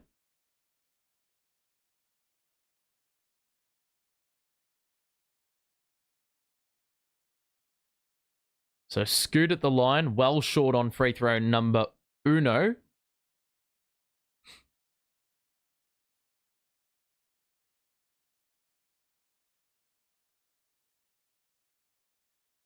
One more free throw for Scoot. That goes in. Splits the pair. Continuing the trend of how they've played. Oh my God, man.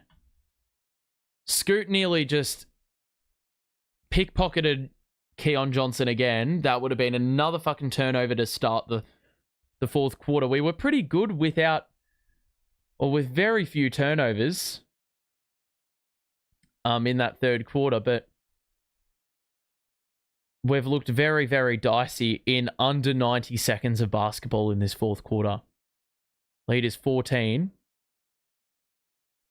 They're picking us up in like a full court press, basically. Hayes back in. Assuming we want a bit more of a sensible head manning the offense. Here's Cam Thomas. Doubled. Claxton was there.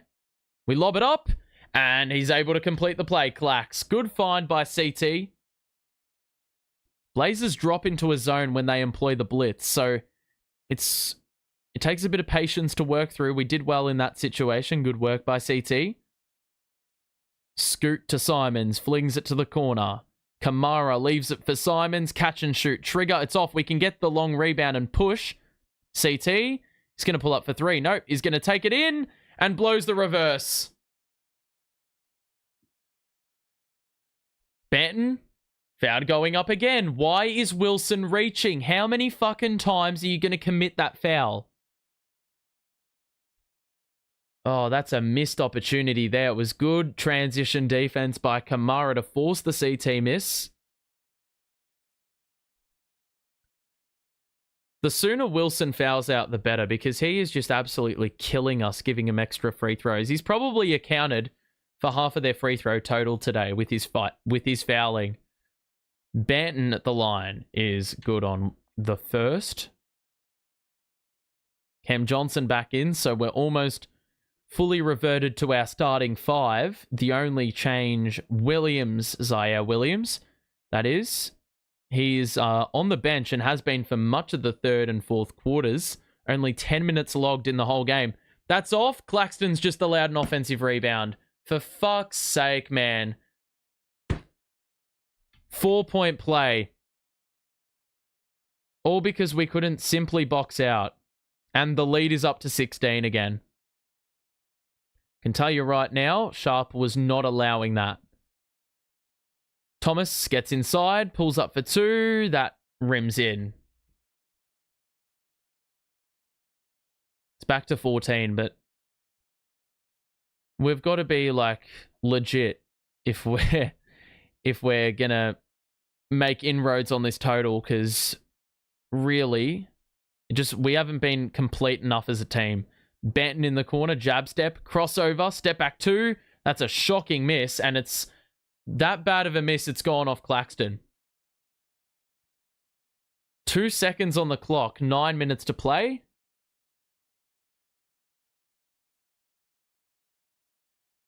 Please don't give one away.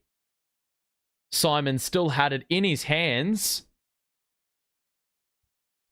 when that was called a shot clock violation, or when the buzzer sounded. So the Nets down 14. Make some inroads, lads. We haven't had it any closer than 9 for a long time. So a couple buckets would help us getting back to that sort of region.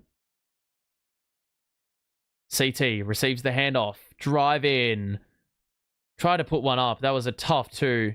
I don't know. It was a bit of an in-between play. Thomas needs to get back. What is he fucking doing? Like, it's a 4-on-5 defensively because he's too busy fucking complaining about a miss. Clax. Oh, Killian Hayes fumbled that. Receive. Johnson gets inside, pulls up in the mid-range. That one is also a bucket, but you can make the scores all you want. If you cannot defend, it is a wrap, ladies and gents. Henderson on the outside, guarded by Johnson. At the logo, will wait for the cling and screen. He's been highly effective in the second half. The blitz arrives again. Henderson, the Euro, and the kick out to Benton. He'll drive on Thomas, the spin move, and he somehow got the touch. Like, really? They're running an 8-man rotation and they're getting output from every single one of those 8. There has not been an empty minute. Johnson pulls up again. He's well short on that. It lands with Simons again. And I feel like this is just the way the game's gone today. What is this defense, mate? Fucking call the fucking timeout. That is... CT, I'm sorry, mate. That is pathetic. Getting back. He's fucking walking. Oh, actually, I don't even know who that was. Let's have a look. I need to get full understanding of who's accountable. Keon Johnson. Or Killian Hayes. Who the hell is responsible here? Clax probably needs to close that one out because Klingen's still in the backcourt. I don't know what he's doing, just... There needs to be more communication on that end. Like, fucking hell, we've looked very switched off in the fourth quarter, and I don't know why.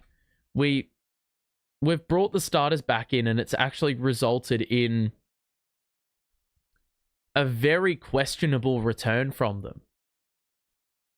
If you are enjoying the stream, not sure if that's possible at this point in time, make sure to drop a like and subscribe if you are new. We'll be back for Nets versus the Spurs in about 4 days' time.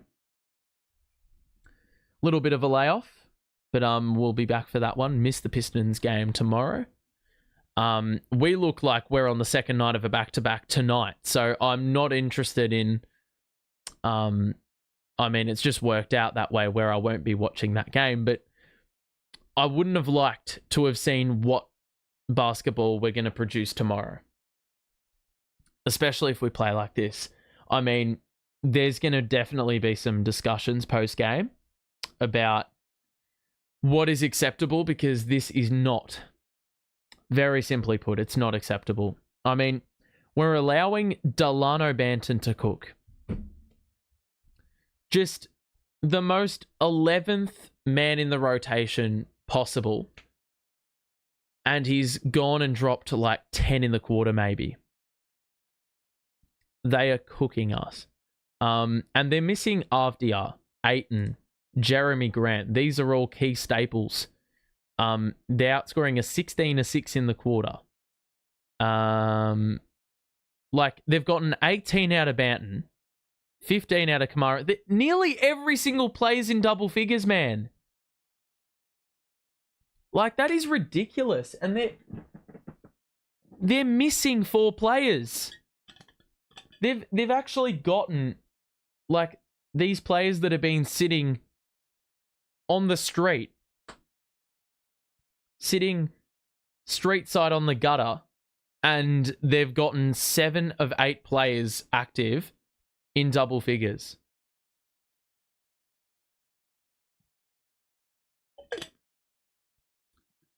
Like, it's just not being good enough. From minute 1, really. We can't even get the ball in. There we go. So Hayes, Johnson, Martin's back in. Who else is out there? Dayron's back on the floor. Are we running that bench unit again? Watford's back in. Here's Sharpe. 8 to shoot. Watford. Drive in. Shoots with the right again. That's no good. Rebound. Secured by Klingen after he fought for it on the glass with Sharpe. Backdoor cut was on. Banton. Oh my God, lads. I cannot believe we're actually getting cooked by Banton. Like, this guy, I don't know how many minutes he's averaging in his career, but he has been like end of the bench, an end of the bench type player. He's got 11 points in the quarter, Banton. Like, imagine. And he's gotten it out to a game-high lead. Just about. He is shooting the ball 36% from deep, 42% from the field. And this season, he's averaging how many minutes? 15 minutes a fucking game. 15 minutes a game. And he's averaging 20. Jesus Christ. Johnson the drive. Tried to put Klingen on a poster, but was unsuccessful. That really just speaks volumes about how the game's gone. Banton pulls up for 3, and I thought that was down as well. The ultimate heat check 3, but no success rate there. Watford in the post. Gonna back down Banton and shoot for 2, and that is another empty trip again. Henderson. Screen. Cross court. Banton faked the pass to the corner and gave it to Kamara in the block. And there's a foul on Keon Johnson. And that is going to be free throws. They're in the bonus. Jesus fucking Christ. Excuse me. This game has felt like it has gone on for ages. It actually is going at a very similar rate compared to many other games. It's just, it feels like there's been so many stoppages. And the Nets are going to bring on Max Lewis, I think the earliest we've ever seen him, with the Nets down 22 and 6 minutes to play. Keon Johnson sits with Watford. And who would have thought that you bring the starters back in and it actually sent our team into turmoil? I mean, Cam Thomas came onto the court and within 2 possessions, we'd fucked it up. Lewis, pump fake. Good kick out. Hayes, splash. Wilson's also back on the floor. How have they... What even is that for? And Dayron's going to foul out.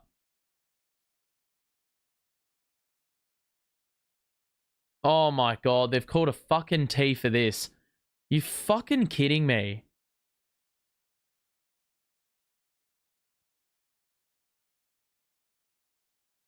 So, just not the Nets night, it seems. So, Dayron after an absolute blinder against OKC. Oh my god, are we fucking taking the piss? So we've gotten hit with the T. They're looking at it to see if it's a clear path. He's literally using the off arm. He's holding him. He's hit him in the face. What the hell is that? How has that not cancelled each other out? I can't believe my eyes. Fucking hell, man. There's just been too many stoppages. But, like, Cam Thomas's minutes today have been very bad. Like, he scored the ball and whatnot, but defensively, the team looks a lot worse. And even, like, we got the game down to 9 heading into the 4th, but CT, he came in the game, he put up some bad shots, he missed a few. Defensively didn't look all that interested. Game got away from us very quickly. That's a fucking joke. He slapped him in the face with the off arm. And they're going to fucking call this a clear path. Because of course they are. It's a joke.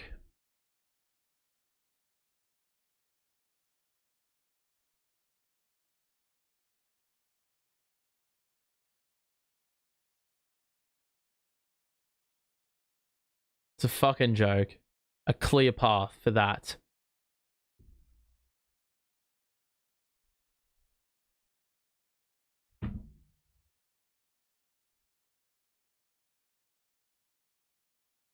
What an absolute shocker of a sequence there for the Nets.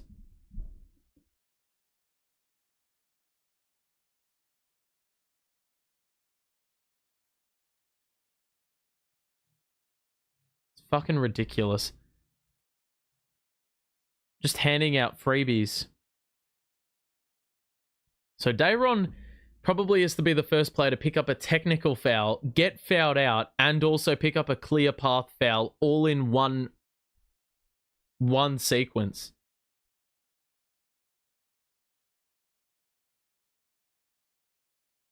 So Banton will shoot a free throw and convert that. It's like, put me out of my misery, man. I don't want to have to fucking see this. Klingon's going to shoot 2 free throws. That one's off.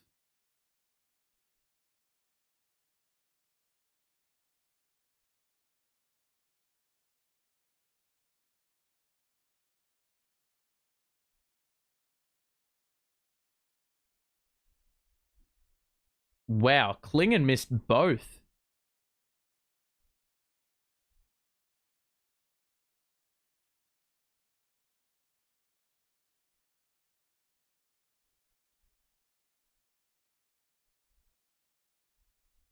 So Klingon's going to sit with a little under 6 minutes to play. The Blazers up 21. Wow, the Blazers have the second best defensive rating since mid-January, which is basically the point in which we scored 132 on them. They were the 3rd worst defensive rating before then. Good turnover by the Nets, forced. Nets will run in transition. Hayes into Martin. That is a good feed. It's off. Max Lewis does well to fight for it, but he stood on the sideline and it's out of play.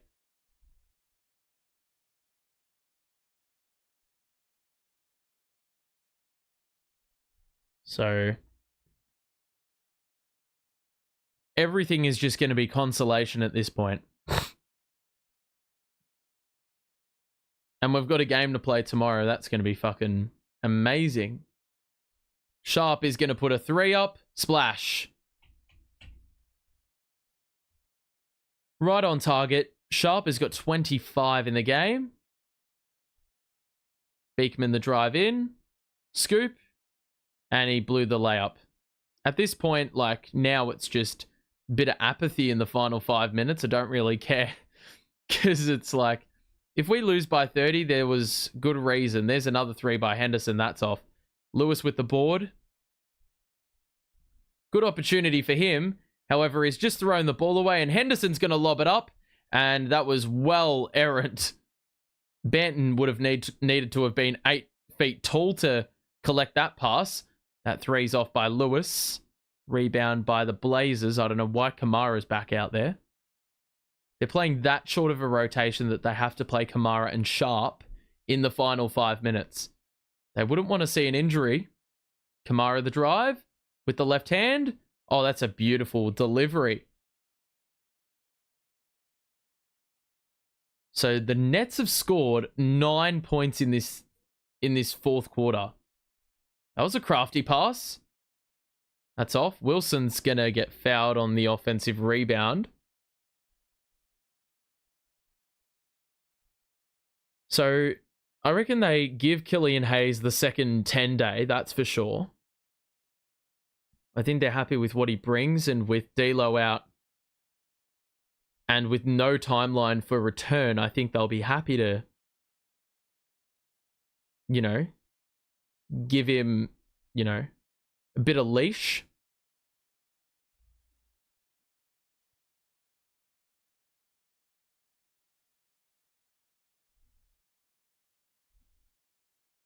So 117.92, Kamara and Sharpe will sit, and that will be them done and dusted for the game today. The Blazers are 13-5 since they lost to us in Portland, and that will, of course, upgrade to 14-5. So Hayes will guard Banton on the outside. Blazers have emptied their bench here with a couple players I don't know about. Walker's 3 is off. Board by Lewis. Wilson the drive in. Kick out to Martin. Bounces it out to Hayes, who's going to step back for another 3-point try, and he's hit that one as well. So this is his tryout right here. Even though it's garbage time, every minute matters for a player who doesn't have their future guaranteed.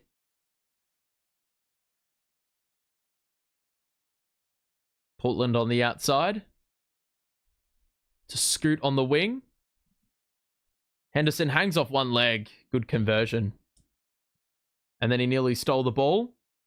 He's been a nuisance. He's very quick and explosive off his feet. Wilson the drive. And blows the angle. And they get in ahead. The leak out. And Banton with the flush. To get it back up to 25. Martin's going to go early. Attack the paint. And he lost the ball going up, and it went off his knee. What a damn surprise that is. And hopefully this is going to be the final timeout of the night. Put me out of my misery. It just keeps on dragging on. So, got a couple close games around the league. The Cavaliers up on Boston. Knicks trailing Memphis. The Suns up by 21. Utah tied up with Minnesota. That matters to us. And the most important game of the day, the Raptors and the Bulls. The Raptors winning convincingly over Chicago. So that's going to matter heavily because, well, the Bulls aren't gaining distance on us and the Raptors are. So that's, I think you want the team trailing you to close the gap more than the team ahead of you to win more. Because it's like, you know, I feel like it places your position more in your control. It's like the uncontrollables working out for you, in a sense. But yeah, this has been a bit of a dampener after the last game, which was a really, really good showing against Oklahoma City. I'm pretty disappointed with what we've dished up today. That's for sure.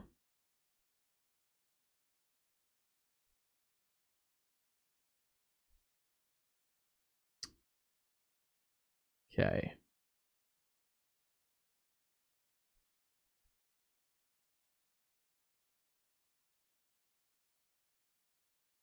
Alrighty.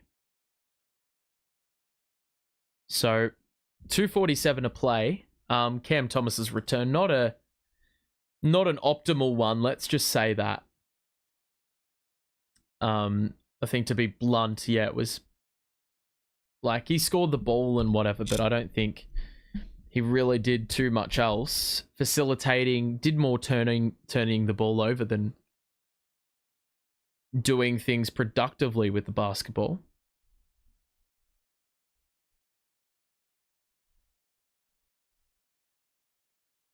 So 121 to 96 the score.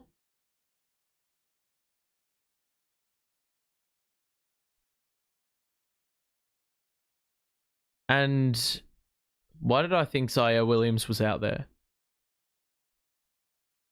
Okay, so the Blazers have now emptied their bench. And there's another stoppage. That's gone out of bounds off Blazer hands after they took it downhill. 2:40-ish to play. Hayes on the outside. Crossover drive. Off glass. There's a foul. Can we just cut the crap and stop getting a stoppage in the time every 10 seconds?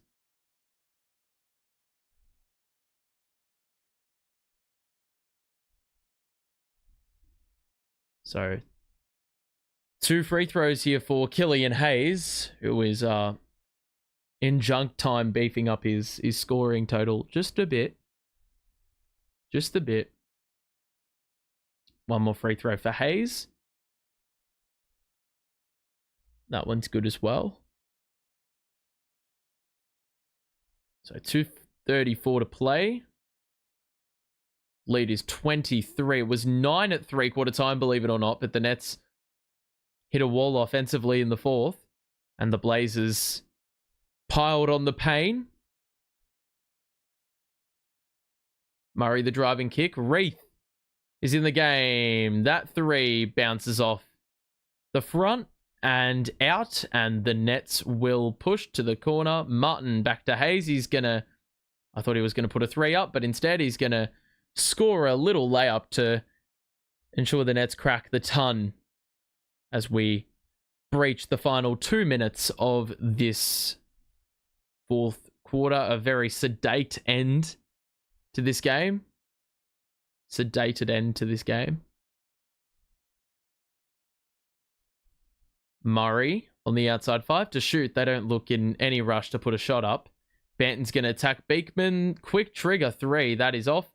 Board by Lewis, who's notched up a few defensive rebounds here in this fourth quarter in the junk time minutes. Wilson, kick out. He was fouled on the pass, and I think that may be free throws with... Nope, doesn't look like it actually.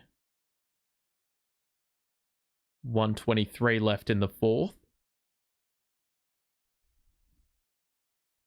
Beekman inbounds to Wilson. Going to pick up his dribble. And it does a full 360 on the rim. It's out. Blazers get it ahead. They had a 2-on-1 break and they fumbled it out of bounds. As well as that pass skied over the Blazers man.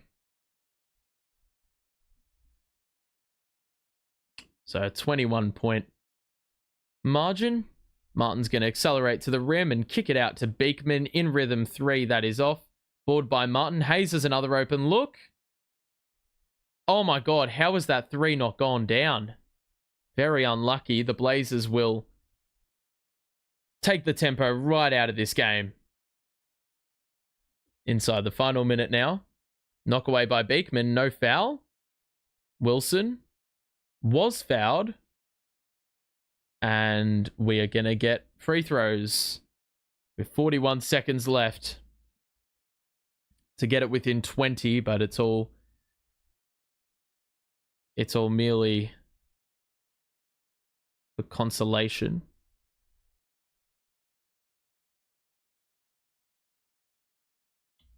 Wilson makes the first.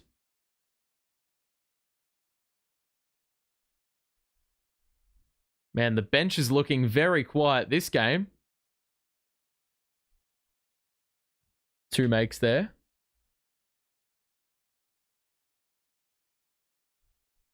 Nets are playing to the end, which I think is commendable. Hayes is fighting for an NBA spot, so there's a bit of incentive for him to do the work. Oh my god, what the fuck is that pass, Martin, bro? Even for the game only having 28 seconds left, it's a shocking pass. So 121 to 102. I think the Blazers are just going to let this one dribble out, and the win will be decided. Now it is a 19-point win for Portland. They outscore us 30-20 in the fourth and showed no signs of fatigue despite playing a very, very short rotation. I think it was only the... How many? They only played 8 players really meaningful minutes, but those 8 players were superb for them. There wasn't really an empty minute at any stage for them.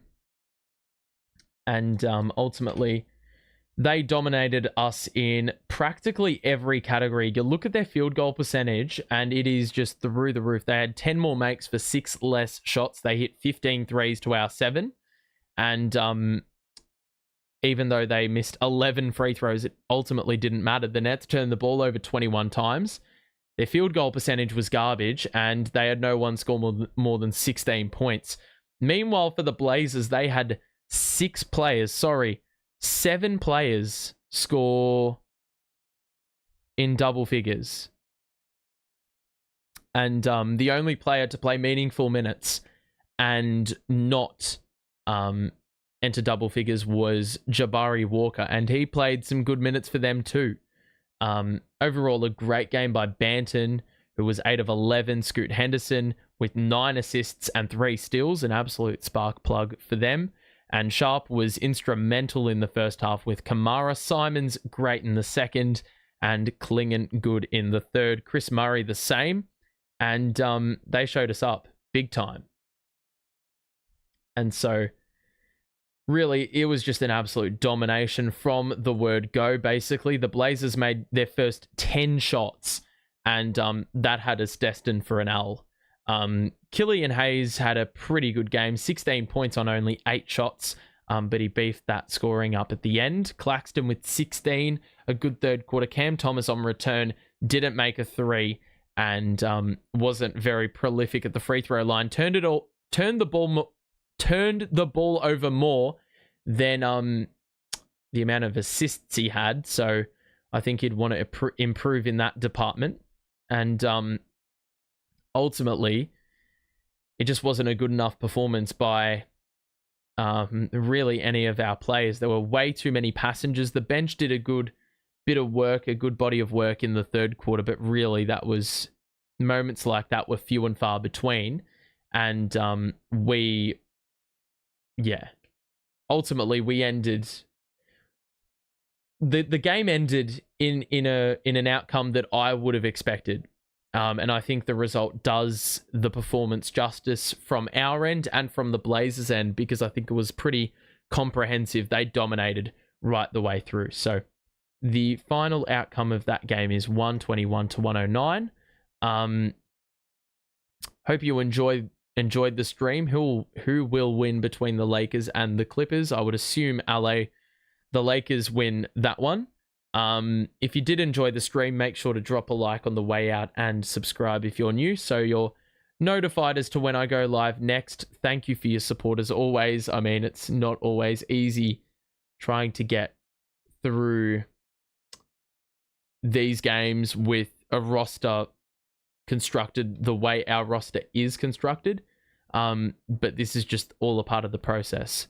So just got to work with it and expect these results and just hang tough, and whatever happens. That's all I say. If we play a good performance, then I'm going to treat it as such and be happy about it. And if we lose, well, I'm not going to be too happy about it. Of course, I'm going to have that thought of tanking and the pick in the back of my mind, but at the same time, it's you still want to see good performances. So I'm going to treat it as such. Anyway, that's going to do it. Thank you for tuning in. We'll talk to you in the middle of next week for that game against San Antonio. But until then, stay safe. We'll chat to you soon. Have a good one. Bye for now.